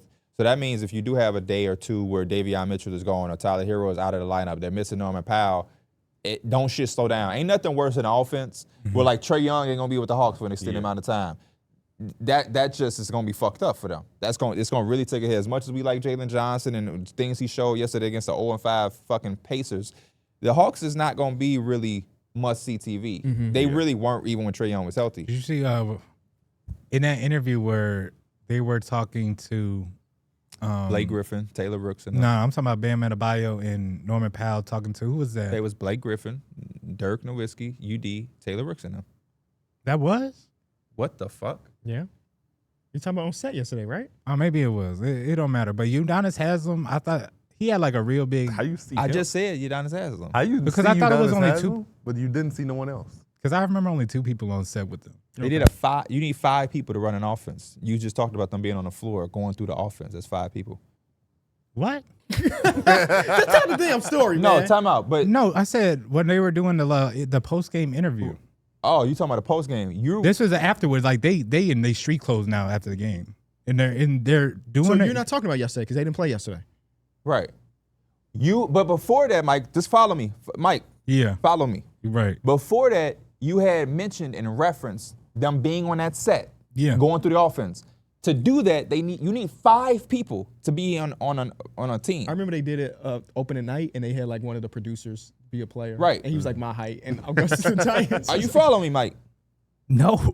How? Oh my fucking! They goodness. literally do like an offensive court. They have a court on the set, and it's 5 people. They weren't on the court. So you didn't see? Okay, so no, we're talking about something completely different. Okay. We're talking about something completely different. Yeah, I'm talking about something completely different. I thought this was KB was talking about because he said afterwards. It was cool to see them. It was like Udonis Haslem and one more person. I can't forget who it was, but they were talking to Norman Powell and Bam Adebayo about the offense and about everything that was like new. Just let them go. I'm so okay. Go ahead. Anyways, Udonis Haslem was talking about Norman Powell, and he had this old head ass moment because he's like, "Man, I heard about you. You know, I always heard about you because you was on the West, whatever. You on the Clippers, but now that you over here, you really that dude. You really that dude." And I'm just like. Okay, now you confusing me, bro. So that's what I thought you was talking about. I was like, Udonis Haslem just had that old head ass moment where he just was learned. Yesterday on the floor where they went through the offense. Like I'm like what? Bro, I gotta look because they were not on no floor. They were in a legit set. Yes. The set is right. We're next not to the talking floor. about being. They on get the out of their seats and then they walk to the floor. And it's like us going. And Norman Powell had like a black. Yeah, that was yesterday. Yeah, that's what I'm saying. But you made it seem like it was a post game interview at the same time. It wasn't. It was. You said they weren't in their jerseys, which is like, because they didn't play yesterday. Yeah. Oh. It was the Amazon set with Taylor Rooks and Blake Griffin and Dirk and Udonis. I just remember Blake Griffin and I just remember. I mean, maybe it was the only clip Udonis. you saw that there was they only weren't 2 people literally- on set with those 2 guys. Okay. So I think they're talking about. They did bring in extra chairs. I watched the thing. I didn't watch a clip. Yeah, no, I watched the thing. It was on my TV after the game or after some shit. I'm not sure. After the Lakers game. So did you ever get a chance to see them actually go through their offense? No. Okay. This was just them talking about how the team is going and how they're performing and all that type of stuff. See, we watched them actually go through the I didn't offense. see that part. This was a And whole they different talking thing about- they had yeah, going yeah. on. So That's it's just fun. Yeah, all the content they got going on, I guess. Either way, one of my favorite stats about the Miami Heat, before we move on to the Spurs, who are also an undefeated team, is that like only 5-point-something% of their possessions in the last 4 seconds of a shot clock. Yeah. Their average seconds per possession is about 12 seconds. They are getting it going and they're going. Where like you compare it to like a Clippers team, 20% of their possessions come down to the last 40 seconds or 4 seconds. I So think it's like the that's- difference. yeah. Like I know what Miami Heat is doing is it's not proprietary. We literally saw it last season at the beginning with the Memphis Grizzlies. But when people say stuff like all these teams are playing the same, I'm like, bro, y'all ass is not really watching because we do have this anomaly type of thing for the Miami Heat. And then also we have a team like, again, the Clippers who would get down to the last second every single possession. You have a Chicago Bulls who are running and gunning with no superstar. Like, there's so much variety. You can find a team that specifically plays the brand of basketball that you will really like. You can get a team that's just going to bully you, that don't shoot threes. You can go to the Houston Rockets. You could do so many different things as a fan of basketball. And the Miami Heat have I been feel like must-see. some people have said it from an ignorance standpoint. And then I think some people just mean that, and like the whole idea is to try to get up As many threes as possible. for majority of the league. What shot is generated versus how it's generated is what you're saying. Yeah. For some people, like I know, a lot of that comes from people who grew up watching it differently, and it was just like get the best, take whatever the defense gives you, and a lot of teams still do that, but obviously, we could tell it's become a perimeter-centric, heavy three-point game. But I do agree with what you just said too, because you got certain lineups that were big, certain lineups that were smaller. I feels like the inside out, where it's like I'm throwing the ball in. That area is just so nostalgic for some people too. Yeah. It's like, I hope not. I hope anybody that's saying that ain't saying that that's what the fuck they want to see. I hope they're just trying to not say. that they want to see, but I think it's just such a big contrast that sometimes you can go back to an old game, and I feel like I do it the same way, where it's just like there's times where I miss the days where they would come down the floor, throw the ball to Tim Duncan, you can see the offense work. It's just like that part of basketball. You don't always have that. Go watch the Mavericks. With Anthony Davis? Well, you can watch the match with Anthony Davis. He out. They say but he coming back. before Well, that, they Go say watch he'll be reevaluated in a go few watch games. the Kings. Sabonis just last year was getting You're that gonna be motherfucker. so If that's what you really want to watch. I think some people argument, and I hear some of y'all say when we were in our Discord or watching games or talking about certain things, there are certain possessions where you have a fast break. Like last night, the Knicks ended up getting a steal. Kevin Huerter made a bonehead play At the end of the game. at the end of the game. In my mind, right there, just get the fucking two. We're losing. But all of these motherfuckers want a three. And don't get me wrong, I get it. You would love to have a three, but right there, we even talk about it on the program. Just sometimes just get the two because you need points at the end of the day. See, that's why I be so on both ways, because it's like, man, transition, that's the I did best hear that way. about- I did hear that That's about the you. best way to get your threes, because they wide open. But they wide open because you're supposed to be getting that layup. But But the one we took, I don't believe it. Do y'all remember? Was it wide open? I remember the turnover, but I remember the shot that Yeah, I generated don't remember the outside shot of- was wide open. But I know Jordan Poole had a couple. Offensive rebound was wide open. Jordan Poole took a couple transition threes yesterday, and he was hitting them. But I Yeah, was that like, 30 ball, yeah. if they Jordan miss, Poole's it's like doing his thing. they are gonna look bad. But those are the ones that hit, like, No, the but ones you also wide have to open. remember what I'm saying. I'm not exclusively saying don't shoot a transition three. God bless you, because transition threes are good. But there are certain times where you're trying too hard to get it when we could just get the points. Right. There are certain transition looks where it's perfect. You get it, you go. The Miami Heat, you get it, you go. Somebody attacks the middle. You got the other guys spraying out to the corners, and the defense is trying to protect the rim, and you get open threes. Perfect. But if you just get a steal and you losing, not and be everybody- less than a minute, It's only one person in the world that can do that, and that's Steph Curry himself. 30. That's the only person who You is would let allowed to 31 pull do up that? in the who. 31. His Hell his no. teammate number 31? Bro, I got him for an award later, so we'll talk about 31. Damn. You got him for an award. This is not a good award that you want to win. He also hasn't played yet. Yeah. So. Wait, 31. You talking about the other 31. I'm talking about the week. He talking about his brother. Yeah. You Oh, talking no, about no, Klay no. Thompson. I'm talking about Klay Thompson, Oh, 31. I forgot Klay Thompson won that weak ass number. But Golly. you know what's crazy? I even see Steph Curry putting pressure and gonna get the two sometimes. Yeah, So if he's willing to do it, none of you motherfuckers got any excuse. I watch the Warriors game, they be like, Steph Curry just dragged that motherfucker to the Why cup. Steph Klay Curry been Thompson. no, Steph Curry been having a little pep in his step. He That's been trying to get to always that one of rim his for that little underrated, floater. abilities to his game is his ability to get to the basket. No. He's always been a I'm great not even. finisher. But I'm not saying. I'm saying on a fast break or when he could just Yeah. stop and take threes, he'll go and get it too. Yeah. It ain't that he can't do it. He's the second, arguably first best point guard we've ever seen. I'm gonna ask y'all the same. He's not a question. point guard. Okay. Draymond, they point guard. Okay, Kyle. Nah, Yeah. shout out my boy Combo. I'm gonna ask y'all the same question I asked about the 76ers for the Spurs. Have y'all tempered y'all expectations for this team now? Yeah. I feel like I raised I them. feel like they've shown us enough to where I think they could be a legit playoff team. Like a top 6 seed type, Yeah. legit, or like win one game from a 7-8 seed to get to the playoffs. No. Top 6. I would say top 6, but I don't know about No. taking them to like go past the first round. Not top. No. I'm top 4, top 3. I would say top 6. There's I'll no temper it a little way bit. I watch this and I see just a top 16. This is a team that's home court advantage in the playoffs. I can't even say you're wrong. Nobody can score. Yeah, Nobody can fucking score. I don't see how anybody watched the 5-0 start. And the things, the only devil's advocate play they've had the weakest schedule so far. but this is So what when you're we see supposed them to do against- to weak no, teams. Yeah, they've been 100%. Yeah. But they about to go through a little stretch versus some decent teams, and we're gonna really get an Yeah, I am. understanding. They also are really beat up as well. I think too. they're going to beat these things. I hope so. Uh-huh.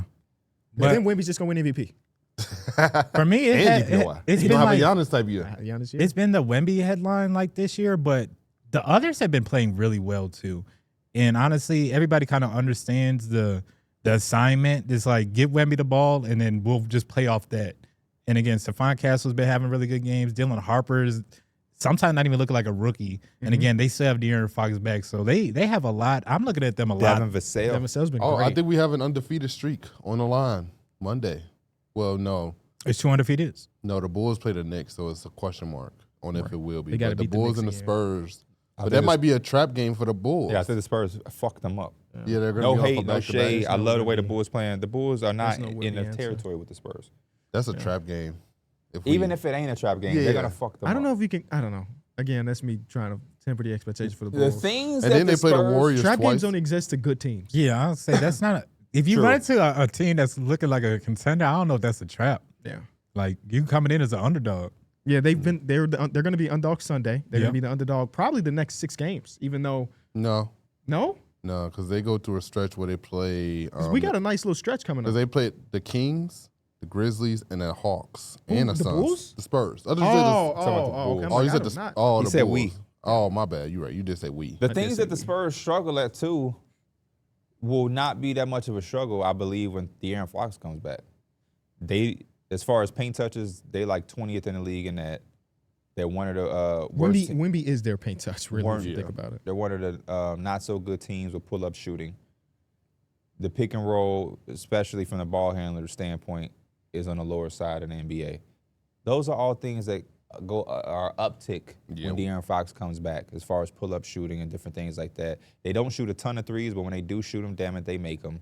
Stephon Castle is turning the ball over like a motherfucker, but again, when De'Aaron Fox comes back, you have to think that goes down because he controls the basketball a little bit more. Nobody can score on them. You're not scoring in the paint on them. Yep. And They if make you you can't score in survive the off paint, jumpers, really. huh? Like they make you survive off those jumpers, and That's why I project them to be more than just a top 6 seed, number one. And number two, as I think further and further down the line, as long as they're healthy and they have Victor Wembanyama, some people don't like the way I say his last name. So Wemby. Really? Wembanyama? Wembanyama. Wembanyama. How can you prep for 7 games? 7 games, Mike, is what you have to face with this team. 7 fucking games. and like he's such a good defender in the paint too. And I'm thinking about just 7-game series. And Stephon Castle is a hell of a defender on the perimeter. Anybody that's not shooting well, or you testing a shooter, and he's just sitting in the paint. What would you project a series based off what we see now? It's a little tough because y'all haven't had Bron. But like, yeah, imagine your Lakers against this team in 7 games. I would even like, for one, Well, I think Luka would just put him on the island. that Like shit you is do not no every like that. That's not no easy thing to do over a 7'5" guy that's trying to block your It's shot. not easy, but Luka been averaging 40 plus. He has. It's just a smooth 40 ball. I'm every night. saying we Not talking about a against these 7-game motherfuckers. series though. I Not don't know if against I these want to survive motherfuckers. off that. You know what I'm I saying? feel that. No, I know, but He But, tortured. yeah. Who was this? Jock Landale's? yeah, he did torture. Yeah.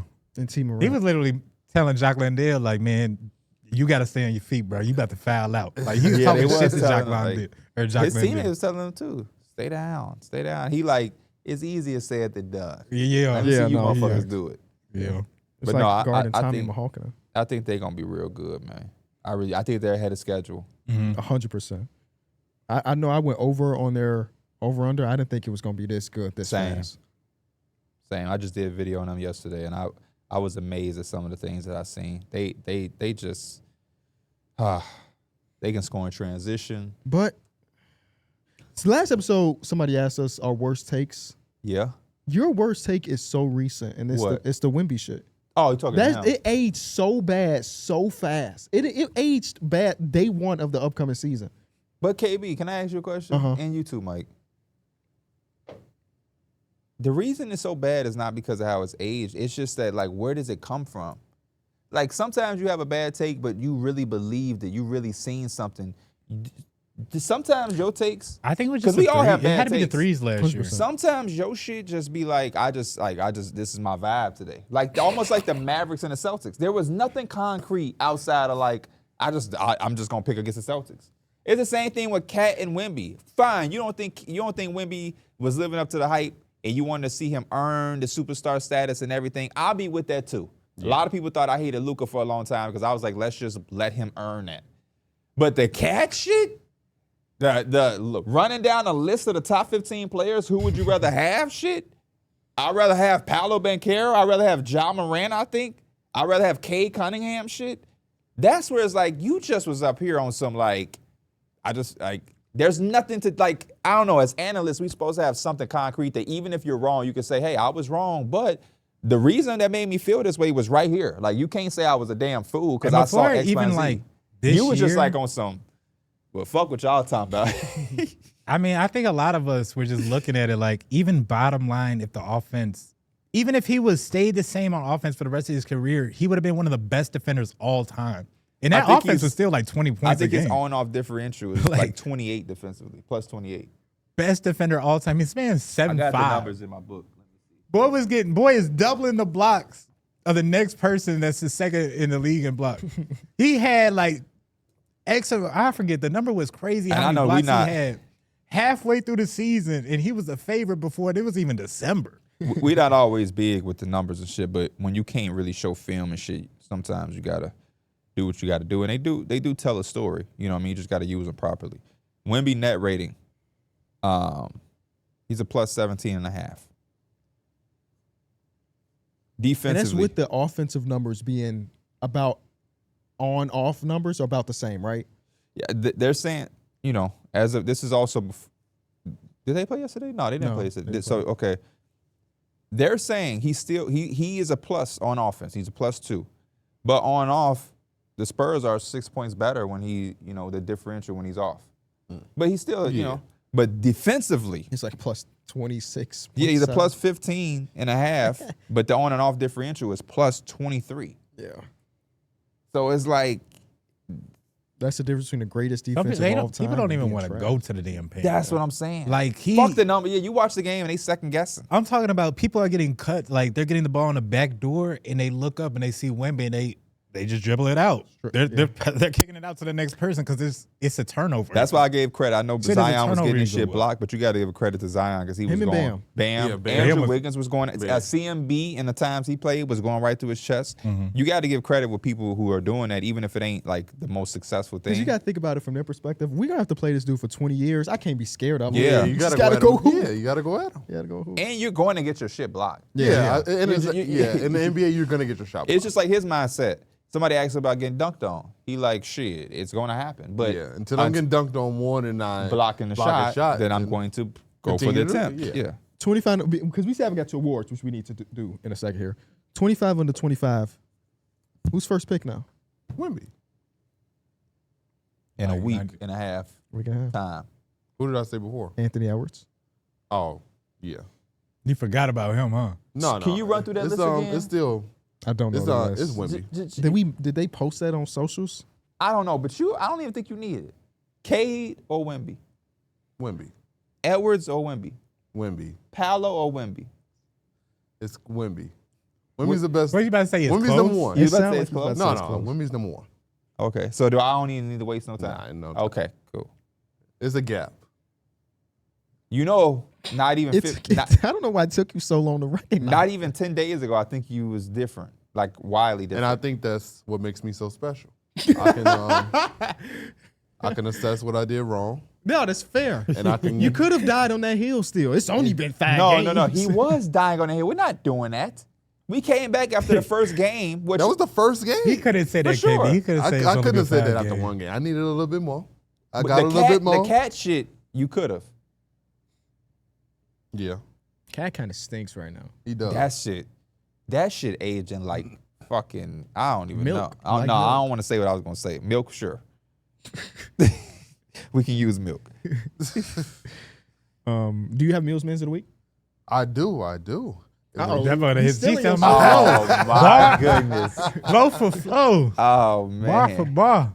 I gave it to Ryan Rollins, man. Ryan okay. Rollins. The week that he had was phenomenal for the Milwaukee Bucks. Even when he was playing with Giannis, he was still doing his thing. And then the game that he had, where Giannis had to sit out late game stretch with the knee injury, Ryan Rollins put the team on his back. He gave you 32, 8 assists, and some boards, and the defense was really good. So Ryan Rollins has been everything I think the Bucks have expected from him. Yeah, a good Meals Men's of the Week. Austin Reeves was a number 2.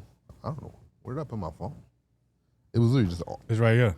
Yeah, I need that too. All right, we created some fake NBA awards. Let's see what the guys came up with. Can I go first? I'll just go first. Because one of them we already teased, or Pierre mentioned, he's the king of the fourth quarter. He really is. His name is Ayo Dosunmu. Now, obviously, he's not averaging the most amount of points in the fourth quarter. That would be Tyrese Maxey, then Giannis Antetokounmpo. When you talk about hitting clutch shots from a position of not needing to hit clutch shots, Ayo Dosunmu has been number one.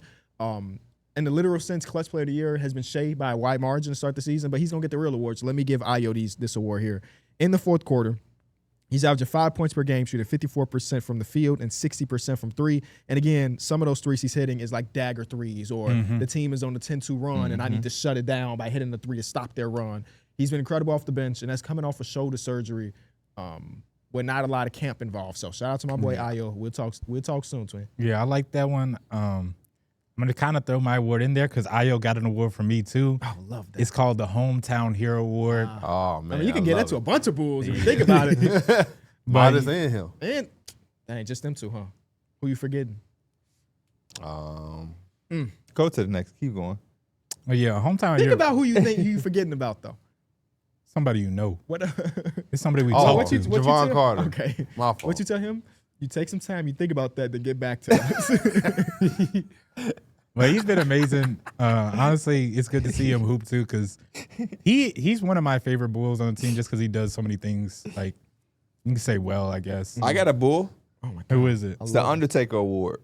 You know Undertaker pop up, he back alive. Nikola Vucevic. I Vucevic. thought Patrick it was gonna be 44. Oh shit, it could apply to him too. I like the Vucevic I'm getting, man. When I'm tuning again, because I'm making sure I get my money's worth with this little price that we paying. Yep. And yeah, Vucevic has been like, I know it's hard to say who's been your favorite on this team, I but think we all have a Bulls player. Wow. they deserve it. They're one of the few undefeated teams. Like, who is yours? Trey Jones. The award that I gave him is the gravity generator. And man, when he get to the paint, it seems Just like sound the like a defense. badge. The Gravity defense. generator. The defense always collapses, and he finds his open shooters. That man knows how to get 2 feet in the paint. He know how to spread that ball around. The other award I Who the have. actual generator is, right? Josh Giddey. BJ Esco. Oh. The Robin Thicke Award. Lost Without You. Okay. Yeah. I don't know why I thought of Robin Big when you said that. It took me a second to think about Robin. Darrick White is not really adjusting so far into this heavily featured role. So it feels like he's kind of lost without the Tatum and Brown duo, and he can just play off of that. Yeah. As far as one of the heavily featured one or two top 2 names on the scouting report, it's been a little tough start for him. I know a lot of people had all-star level expectation of, and maybe he still can. It's the first 5 games. I also want to let it be known these are first week awards we're doing. But I've noticed that a bit, that it's a little bit different for him. But that's what the season is for him to kind of grow and learn from it. So It's such a it's like the hardest position right now because he's basically playing like a 3-and-D type wing with Tatum, but now it's like I gotta be the lead guy, and it's like you said, it's an adjustment period. Yeah, I think He'll be all right. He's going to have some games where he struggles because obviously teams are going to have a lot of elite. Some teams have multiple elite defenders that they can put on him, and like that's kind of tough when he's used to that, him getting the third worst defender. Yep. So like now it's just a lot different. Third best, yeah, third best. And he doesn't, and again, he hasn't really needed it, but he don't really got like no go-to shot or anything like his shot. It's usually like a three. Is the third best defender and the third worst defender the same person? No. Yeah. The third worst defender? Yeah, the third worst defender in your starting lineup will still be your third Oh, you best. just added the starting lineup. Yeah. That's what I'm talking about. Because the third worst defender probably not even fucking playing. Yeah. But your starting lineup, I think those are the same person. Yeah, Probably it is. Yeah, it is. Yeah, one word changes everything. Starting lineup makes it different. Yeah, third worst and third best in the starting lineup is the same. Do you want to be positive or negative about it? That's the question. Because is there such thing as third best defender? How many teams got three? Like, you know what I'm saying? I'm the third best defender on this. The Thunder. You're probably the third worst. Rockets. Oh, no, the third worst would be the first worst. Because you probably have two good defenders. No, listen. Now I'm getting lost. If I'm on a team, if I'm the Knicks, okay, right? They could use you right now, yeah. The starting lineup, I believe yesterday, Landry Shamet started. Sure. So you have Towns, Landry Shamet, and Brunson. You have OG and McHale. There is no third best. But no, I think just in the lineage of everybody being ranked, It'd be Shamet is the third best, but he also is the third worst. He's the first worst. No, just in the He's the first worst. You could be. He's the first worst. No, you can't. I was gonna say you could be both. He's the first worst. in the third best. There is no best and bad. But defense. no, I'm just if you rank all four of everybody in here, everybody has a number. If we rank all of the starting five, I'm there is always a removing number. best once we get to a certain level. You're not the fourth best player up here, motherfucker. You're the worst. I see what you mean, but I think I'm thinking just literally. I'm just thinking about literally. Yeah, I see You're what thinking you about the title of it all. Yeah. But even in literal state, I'm not walking around like, man, I'm the fourth. I would never walked and told him. Have you ever heard anybody? Have you ever been a best player on your team? No. So have you ever? Damn. I've been the best player on my team once. I've been on low. Okay, hold up. You've been the what on your team before? I've been the best player on my team before. So when you've described your team to other people, would never have told your dad after a game, our fourth best player stepped up today. No. I think I might. What happened today, son? Our fourth best player actually led us in scoring. I think I You probably would have to be on the describe it team like that he was on. I that ain't won never state. said no bullshit like that. No, I haven't, but I feel like I would. Right? Unless you are the top team like Duke, who produced 5 first-round picks last year, I believe, or 4. No. They produced 3 first-round picks, but they had 5 all in totality. No, 4. Tyrese Proctor was a first-round pick, right? Christian. No, he was a second-round pick. He was a second-round pick? Okay, so they had 3. That's Maluach, Christian behind Cooper Flagg, Nipple, and then Sion James went and Tyrese Proctor. So 5 in the overall draft. Sure. Sion James, I'm the 4th best Duke player that was drafted this year. Damn near. Somebody also made a great tweet, Christian. Somebody said that he would have averaged 20 points on Tulane, and he had a good college year, but it wouldn't have got him anywhere. He went to Duke, didn't average 20 points, and is now starting for the Hornets because he was willing to sacrifice, which I think is really good. He's so fucking swole, He's bro. so swole. He's so swole. He's swole. Football Yeah. body, Yeah. running back. Look Lou like Dort type shit. Ashton Genty out there playing small forward. But again, I don't know if Landry Shamet is the best at anything with defense. Same with Cat. He's the fifth Cat best. ain't He's the fifth. he ain't the 4th best defender in that lineup. Jalen Brunson ain't the 4th best defender. They're the first worst. It's just whether or not you want to be positive or not. It depends on who you're talking half about. full. When you can't do some half empty, shit, half full when thing. you can't do some shit, it's time to be negative. Put that on a quote. I would like to believe, I don't even know, because I've seen some of the work you've done in some of the games we play. And I like to think I can't draw for shit. I would never go up here and tell Dana randomly ask me while we eating dinner, who's the best? Who draws the best out of you 4 guys? Baby, I'm the 4th best drawer. No, I'm the worst. I'm the worst, sweetheart. I can't do shit. I definitely can't put a pen to paper. Trust me. I wish I could draw. But anyway, awards. My next one is the Tom Thibodeau Award. The coach that won't stop playing their starters. Goes to Nick Nurse. Yeah. You said the Tom Thibodeau Award? I said the Tibbs Rotation Award. Okay. You said the Thibs rotation? Yes, bro. He has Kelly. Well, Tyrese Maxey is damn Wait, did playing y'all the have whole the game. same team with the same type of award? Yeah. Tyrese Maxey They damn playing the whole together. game. Oh, true.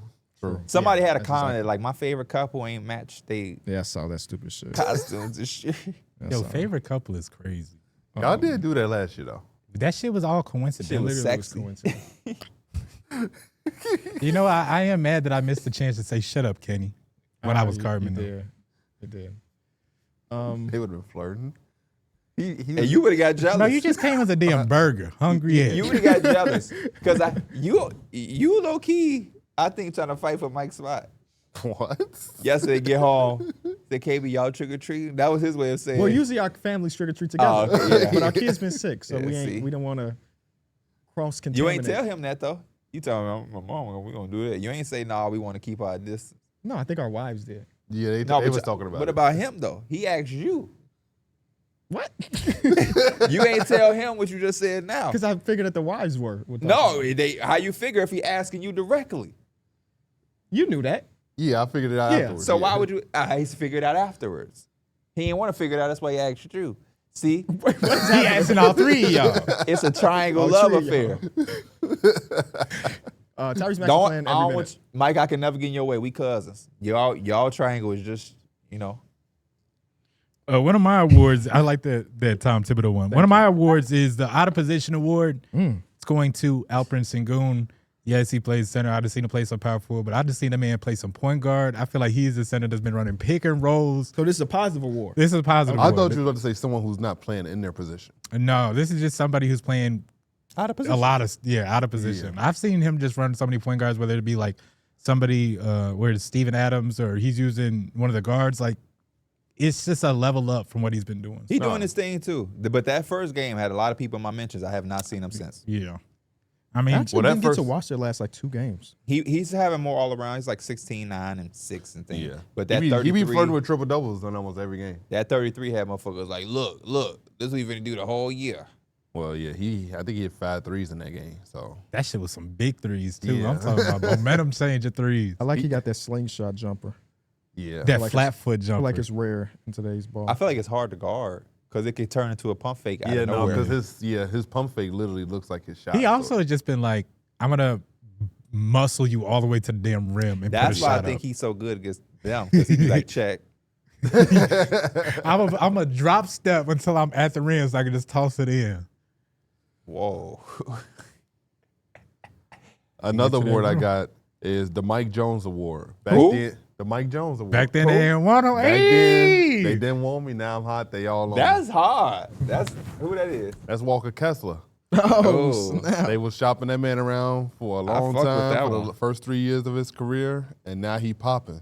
This man's giving you 14 points a game, 3 assists, almost 11 boards, and he's giving you 1.8 blocks a game. I need help with an He's- award. My fault if you weren't done. No, I'm good. You good? I got the title. I didn't think of a player that I felt was perfect, so maybe y'all can. Instead of Rookie of the Year, we got Hookie of the Year. Is there anybody who y'all just feel like is missing? Like this motherfucker, they be playing, but you don't even notice Dyson them. Daniels. I thought about Dyson Daniels, but then he played kind of He decent did, against the but Pacers. yeah, he did. But Rookie of the year. Rookie of the Year, like I mean, That's a great answer 'cause he get paid. I guess it's similar to one that I have. Hey, we promise he's good. It's Cam Johnson. Yeah. He's been on some bullshit, but I promise that he's good at basketball. Just give Yeah. him some time, I guess. For sure. And you can say he's the Hookie of the Year winner so far. He's averaging like 8 points per game on bad efficiency. Yesterday, he didn't even shoot the ball that much. Yeah. no, he didn't. I feel like Dyson Daniels is the main fit. Yeah. I mean, before yesterday, it could have been Trey Murphy. Sure. So yeah, I guess they all played decent They at the knew right this time. shit Yeah, everybody who qualified had a decent game except Cam Johnson. I'm keeping him on my list. Like he did have, I think he had like 5 threes yesterday too for Trey Murphy. I have one that says, hold on, let me find it. How long is And your we gonna notes? let you find it. How too. long We're is not your even- notes list? You got your fucking phone. I thought you was finna go. I was. He said let him go. No, and I fuck. kind of just gave the Cam Johnson one in passing, so I don't want to go back to back. I'm curious. How long? I want to see him. How long is it going to take you to? But do you okay, keep every if note you're gonna that you do have this, about this show? Because at first it was dead No, air. because I don't know where the hell it went though. That goes to his question. How long is that notes file? It wasn't long. That's why I was looking for it. I got it though. The title is "He with Us." This is the shooters that literally cannot hit. Klay Thompson is number 1 for this award. The man is averaging 8 points. He's shooting 30% from the field and 25% from 3. And you know he's taking damn shots. After that, Wait, no. In Klay's defense, the motherfucker signed to the Dallas Mavericks to play with Luka. bro, The 25% from the field. He the be motherfucker open, is KB. distracted. It's a lot of ass that he got to deal with on a They nightly just bought a basis. house together. I saw. That was like some first house together. NBA players, a lot of them got women with asses. They still be hitting their shots though. Oh, How no, many of Meg their is asses go viral anytime they do anything? You're right. But them not artists though. Them not rappers. I break my mic. That's not Meg. You know what I'm saying? That's a stallion. That's a stallion, Mike. It's different. You need Austin to come over here. You need No, Austin to it's come cool. over here. We ain't got that much long. That's actually funny. Ooh, I That's remember not how the to do first that time shit KB hard. has Oh, had we to got do an hour unplugged on the way. KB has had to do this a few times. Yeah. That is actually I was just trying to hilarious. give Meg her credit, and it broke my microphone. Oh, Austin, Let me yeah. get my. Okay, you do it. Somebody Your else do it. PA, Go the ahead, PA go ahead. came. Yeah, The PA's here. PA. Go ahead. Pierre Andreessen. Oh, go ahead, okay. go No. My other person I had for this award was John Morant. His ass is shooting 19% from 3 on 5. My last one is simple. Sophomore of the year, Keyshawn George. Just want to throw that out there. My boy Keyshawn, turn up with it. Ryan Rollins getting another award on this show for today. Fuck it. The Out of the Mud award. I'm giving that to Ryan Rollins. Yeah, out the mud. I feel like out the mud got to go to a Grizzly because it's Tony Thanks- Allen and thanks, Zach PA. Randolph. Thanks, PA. that go to Cam Spencer. Yeah. Also got the perfect sidekick, Austin Reeves. When Luka went there, he held it down for him. When he is there, he's still giving you good production, being a perfect sidekick. Then the mythical creature. There's only one person that fits that. Wembanyama. Wembanyama. Make sure. I have Tell you mine. also be in there. Christian, I sound good. You sound beautiful. Okay, thank you so much for that He looked compliment. distracted, like he watched. He said, "Who's this stallion person?" I got a bunch of just ass? random awards. Can I get my last real one? Go Or my ahead, last go 2 ahead. real ones? Go ahead. Didn't know Unc still had it. Kawhi. Why we got all the same No. awards? I have something very similar to Probably it. tell you y'all we got- slept together last night. Don't tell me we got the same person. Is it Who'd you James get? Harden? I went with the All NBA Unk team, so it's a little bit different. Okay. Unc still got it award. Drew Holiday. Oh, yeah. First Drew- team all Hey, up. First team I'm all loving up. Portland Drew Holiday. Me Drew too. Holiday hit Me too. He's Aaron averaging 18 Gordon. and 9. Hey, Drew Holiday hit Aaron Gordon with a sidestep 3 in the corner corner. yesterday. That was a big shot. That was a big shot. Because in I the was making game. this award, and I was Oh, like, my damn, he's not goodness, having a bro. good game. Well, I think he had 11 assists at that Yeah. point. He's not shooting it well enough, and he hit that shot. I'm like, bet, this is a He award. looks perfect in his jersey. Bro. No, he fits that defensive culture. He didn't do anything. Anything's not, this is a stretch, but he was not a good offensive player last season. Yeah. This year, he's legitimately almost averaging 20 and 9. bro. Yeah, no, he's Jason taking Tatum, it to Jalen another Brown, level. been a Derrick White, bucket. Kristaps Porzingis. Yeah, no, he fell in order. And the last one I got is I hate that shot, that shot, that shot, that Cam shot, Thomas. and that shot Michael award. Porter Jr. It's a team. Oh. The Raptors. Fucking Sacramento Kings. Sacramento Kings. Oh my Middies. goodness. I hate every shot they generate that's not from Zach LaVine from 3. Every single shot. That's the team that I am so content with. If you told me you can never watch Kings basketball again, I'd be like, bet. For this season you or ever- ever in life? This season. Okay. Do you ever, like, Because think then of- they might get, They might loser. be nice. Yeah. Just this season, I'm cool with never They watching own a again. draft pick too. They do. Yeah. Do you ever, We're not used to that. That's true. I mean, Keegan they don't Murray. really do shit with it. Yeah, are Sure. they gonna do something with it? I mean, if it's number 1 or number 2, they ain't got no That choice. could be but to something do crazy. Yeah. do you ever feel for other fan bases like they gotta No. watch, they gotta support this Hey, team? I have been at the bottom of the barrel my entire life. I don't feel bad for nobody because I've been at the bottom. Also, Mike, you're okay. You're not talking about me. You talking about the fan. The base. fan that you're Yeah. talking about. No, I I feel know bad you're for It's talking him. just sport. Well, Mike don't know yeah, what the bottom of the yeah, barrel okay. feel like. Yes, he do. Yes, I Well, do. for a short Oh stint. my God. Chris- For 2 year stretch, boo-hoo. Motherfucker, when you had to watch Nick Young as your best player, yeah, that Nah, shit hey. bad. When you But had to he- watch I had the greatness of Kendall Marshall, Antonio, Yeah, that shit bad. When you Antonio had Chris Blakeney. Kaman- Antonio Blakeney led us in scoring for like 4 months straight. Exactly. The motherfucker didn't have a job after the season. And you ended. decided to be a season ticket holder that year. yeah. Yeah. I'm in there talking about, woo. But no, when now Kobe it's was right time called to go a get him, Sharm and Shaw. You still had Kobe though. You literally Yeah. still had Kobe on your team. that's true. You did have Kobe. You still. literally Okay, had but Kobe. what about after that? My You best got LeBron. 2 years, and then Bron came. My best player, Marcus Morris. He did his thing. You've never felt defeat as a fan, bro.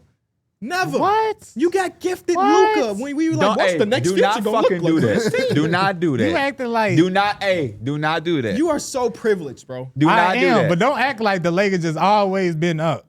The Lakers have always, y'all have the most championships in the world. You know the most dangerous person in America Who? is the ones that can't acknowledge the privileges that they Oh my possess. God. That's what I'm saying. Do y'all And feel you- bad You're for some of these suffering guys? from Laker privilege. You fit that. You don't have no privilege, D Mills. He didn't switch 17 teams. That's an issue. He don't have a privilege because he's not talking about the Bulls when they bad, but when True. they on That's true. undefeated, That's we true. we That's got all the tweets. We. we. That's You had a true. 4-year stretch that y'all were down. 4 years. That's Yeah. really not shit compared to what the Knicks went through, what the Bulls have gone through. Even his Blazers, the Spurs are like the most privileged team ever, though. I ain't gonna lie. In the last 30 years or so. Mike got a point on D Millie though. You do. He do just switch when things get bad. when things get good and bad. Cause yeah, you didn't buy an antenna for the Bulls. Now he buying a package. He If got the Bulls- tweets after the game. He hey, got no, bars. listen, no, That ain't no- pack, If the Bulls was 5-0 last, that's what you doing to his daughter. He working. If the Bulls started off 5-0 last year, does he have an antenna? Does he have an antenna if they start off 5-0 last year? No. But I bought that subscription before the season even started. I bought this during preseason. That's so only, like, that's only because he kept getting on your ass that you didn't get an antenna. Thank you. He couldn't even lie quick enough. Because it did sound crazy. You're a Bulls fan. I'm a diehard Bulls fan, but I can't run up to a place where my job is surrounded by numerous places that I could just go get one. 1999. In 3 minutes on my way home. It's not out of the realm. You don't need nobody to set it up. And you were just like, no, I'll watch the condensed version of my favorite team. it was a bridge year.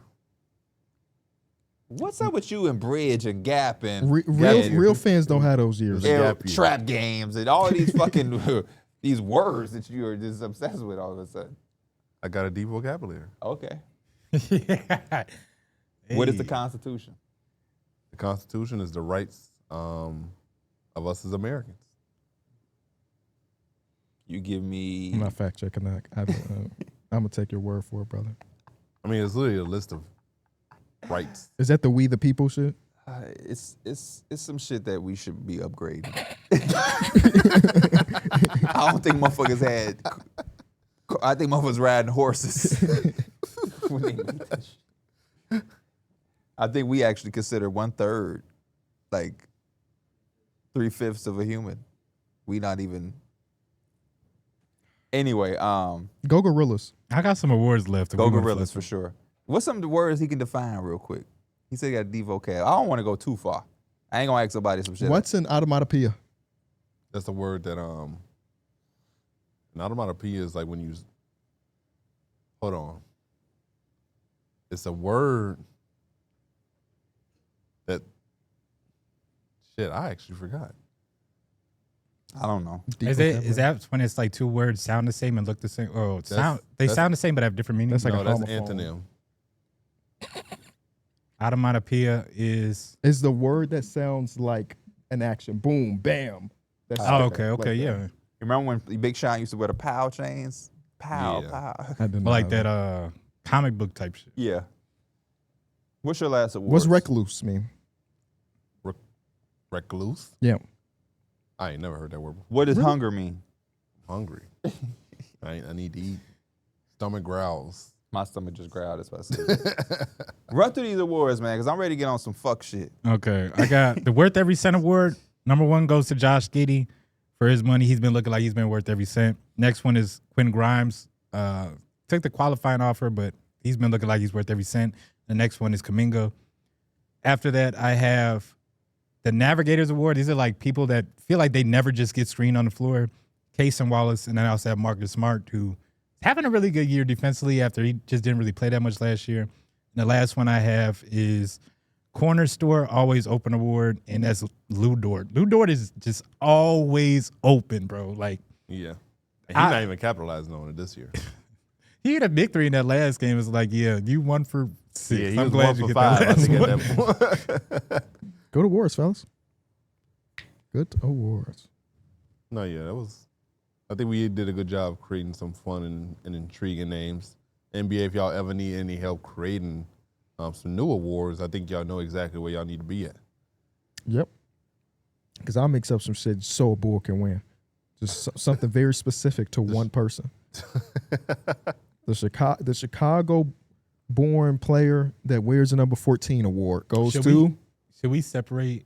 And it's too late, but like hypothetically, you think there could be an MVP and then also Offensive Player of the Year? Nah, not in this league. I don't think so. Not Just in this because you got to be the offense. Because like in the NBA, your MVP has to play defense. In football, your MVP doesn't have to essentially play the other side of the ball. Mm-hmm. They never do. Yeah. Unless defense, Travis Hunter. Your MVP ain't got to play defense in the NBA. Good well soon. I think he just mean literally. Yeah, like you are on the court while like you don't get to like just go sit down and watch. Yeah. Who's the best player in the world? Vic so far. That shit is so quick of a change, emails. I love it. I don't know. I got to still hang on to Giannis Antetokounmpo. I got to still hang on to Jokic. Like Wemby's knocking on the door, but something like you have to. Giannis has had a better season than Jokic actually. Jokic is kind of coasting, which is something we haven't had to see him do. He isn't trying to score at a high rate. He had like 8 shots the other night. He's just kind of just passing, rebounding, and getting a few buckets. I love it because, whatever. Let's win. Well, Jamal Murray is also on a heater, 27 points per game or so. And he said that he acknowledged that people say he come out to slow starts, which he normally does. Mm-hmm. He said that he made that an emphasis for him coming into the season that he wasn't going to do that. Shout out to Kawhi for the game winner last night as well. Shout out, Shout out to Jordan Poole. He said he wasn't ready for overtime. I was so ready to go upstairs and go to bed. Yeah. So when he hit that shot, I'm like, let's go, Kawhi. And he celebrated too, which is like something we're not used to seeing. He literally walked Kawhi. around like this. I'm like, hey. Did y'all see? Never mind. What you about to ask? Zion's at the free throw line, and the wall.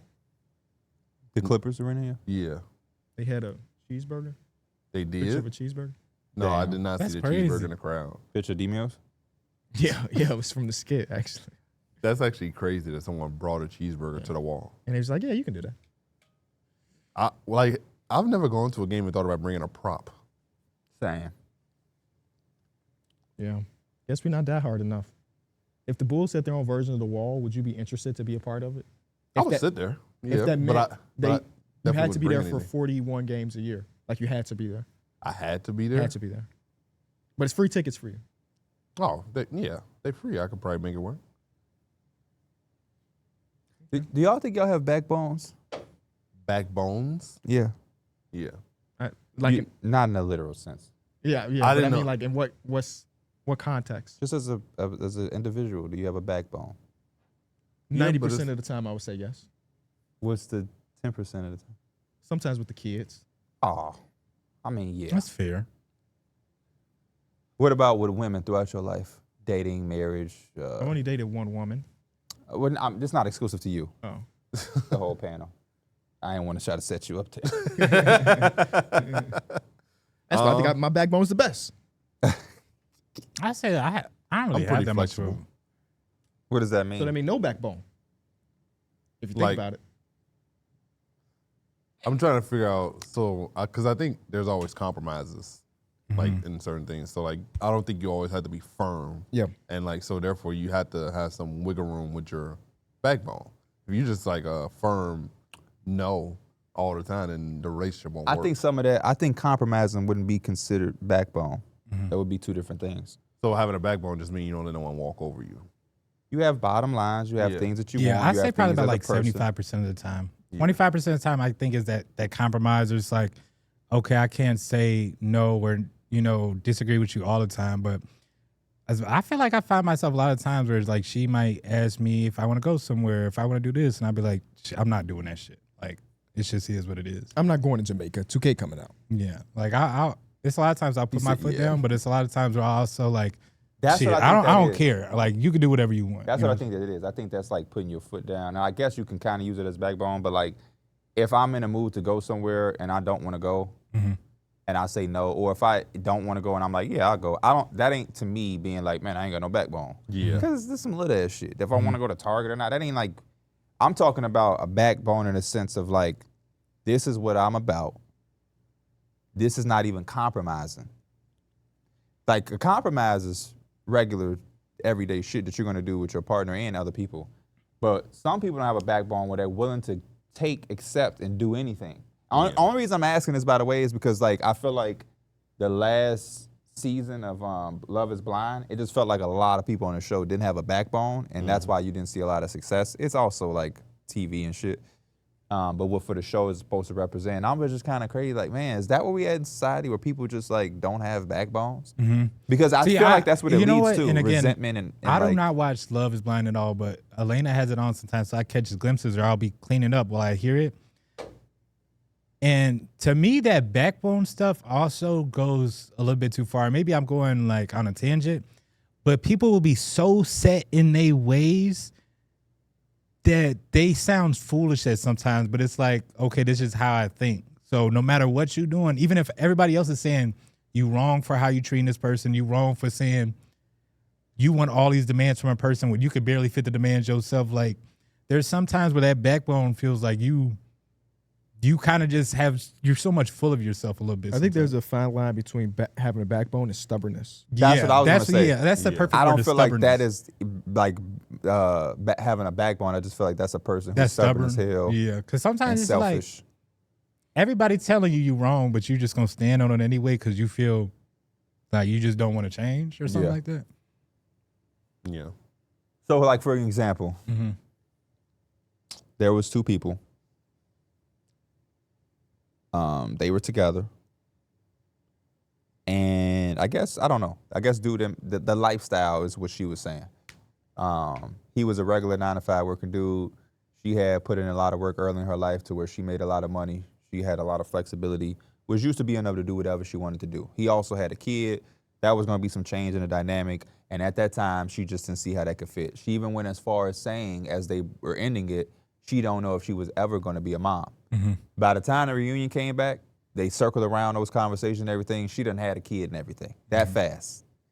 And again, because it's TV, and I know a lot of people want to, be a certain way, his response and his actions was kind of like, that's kind of crazy. Yeah. He just was like, it's just like, oh man, I'm happy for her and everything. And again, it could be fake or whatever, but it's just like, I feel like that's why the relationship kind of went that way. And there were certain times where he did have a backbone in a relationship. But I also feel like, and again, it's hard because it's TV. You gotta watch Abbott Elementary, bro. Like, so the principal, her name's Ava, but over the course of the show, she gets into a relationship with this dude who's like the IT worker. Ava is like the worst in the world when you watch. Ava's actually, she's a fucking character though. Yeah. She's I mean, like she's playing a role. People. No. But I'm saying, like, even within the role, she's like even her trying to hit on my mans throughout the show. Yeah. She just kind of. Yeah, she's a character. So, like, she is so full of herself that sometimes it's kind of cool because, like, people that are confident, you like to see it. But she'll also at times it's like, you really just act like you're the only person in the world. So they got a baseball game, right? And she's with her man, and she's really obsessed with the kiss cam. Yeah. And he goes to whatever to get some snacks. She's pissed off about this. They missed it. Yeah. She's pissed off about it. So he's like, why? He's like, why are you so obsessed with this kiss cam? She said, it's my first time ever dating somebody in the stands. I'm usually dating a ball player or somebody on the field or on the ice. And I'm like, why you say that to somebody? Like, why even with the person if you're gonna bring up that type of shit? Piss Mike off. But it's just like she has so many moments where you so full of yourself that you damn near hate her character. But it's just like that's a good actress. Yeah, it is. But you got to watch it because I feel like she has a lot of time. No, I watched the show. I'm just not caught up, but I know exactly what Ava about. I know how she is. She is crazy to watch. But I feel like a lot of those backbone situations, again, it's like the stubbornness of it that just like, how don't you open your eyes and realize some shit? I'll give you another one from the show.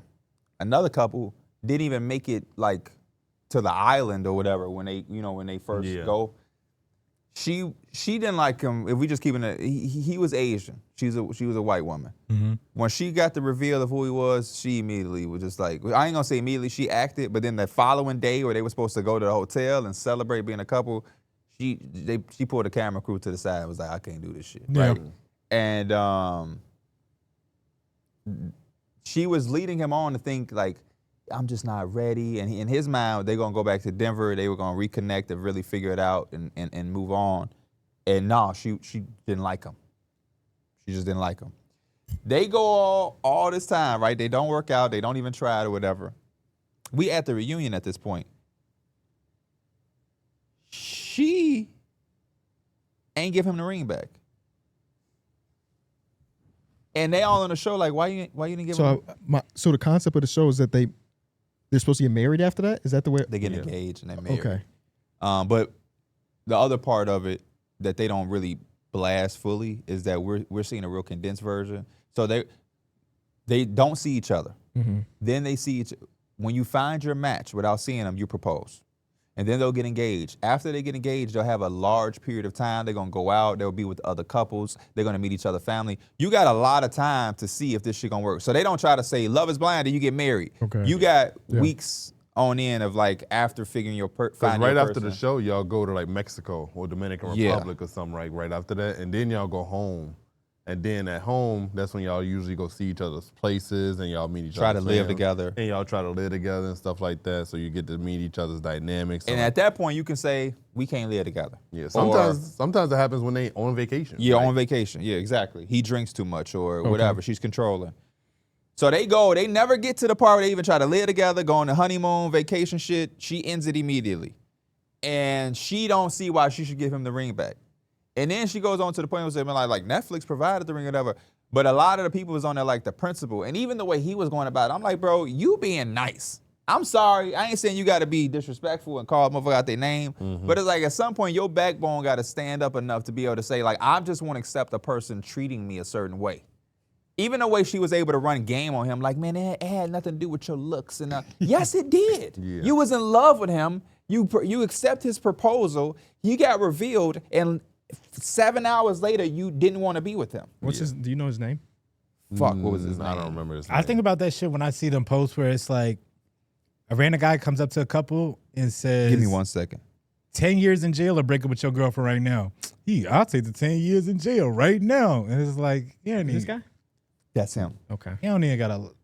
That's when I feel like you not even being real with yourself. She was Asian? No, she was a white girl. He actually was talking to an Asian girl at one point. They chose to go. Is this a blonde lady? Yes. Okay. But then she wanted to keep. Those are the people that Chris Paul came out and said, hey, we're going to have a shooting contest for the ring. Yeah. So you caught up? I know, I saw that video. Oh. I had saw that video. But yeah, I was just like, bro, like, there's a saying, nice guys finish last, and it's just a saying. But a lot of times sayings and cliches come because we say it so much because they're true. Mm-hmm. And it's like, I do think some of that is some truthfulness, but I also think people got to realize, like, it's not that you have to be an asshole or dickhead. It's just that you got to have some type of bottom line and standard that you're willing to accept from the world. Mm-hmm. And it's not that you, again, you know what they say. Be a good guy. A nice guy, like some of them people on there, allow people to walk all over them and waste a lot of their time. Mm-hmm. A good guy can still be cordial, can be nice at times, but you're not going to let a motherfucker just stomp all over you and, piss saying, on you until you was raining. You know what they be saying. What they be saying.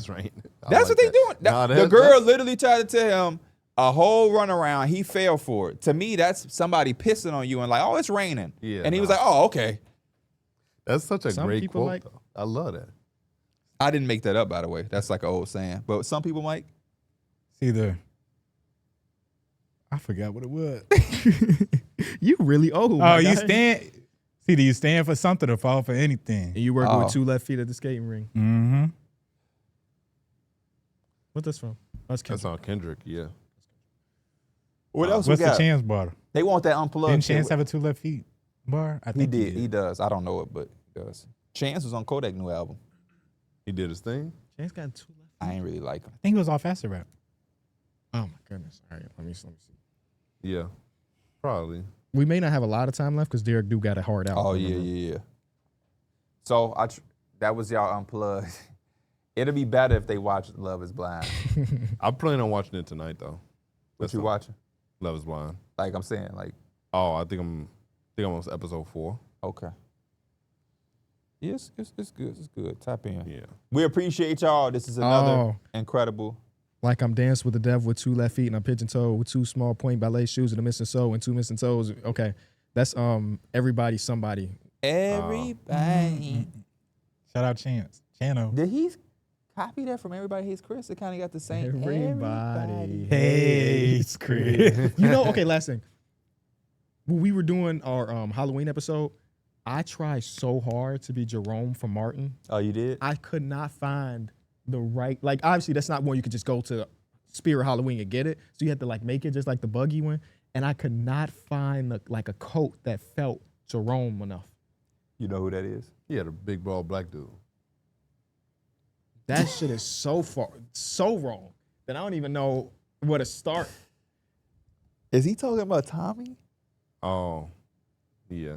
Wow, rest in peace, Tommy, though. No. Shout out to brother man. Thinking, man. Thinking Jerome is Tommy is crazy. You know who Cole is?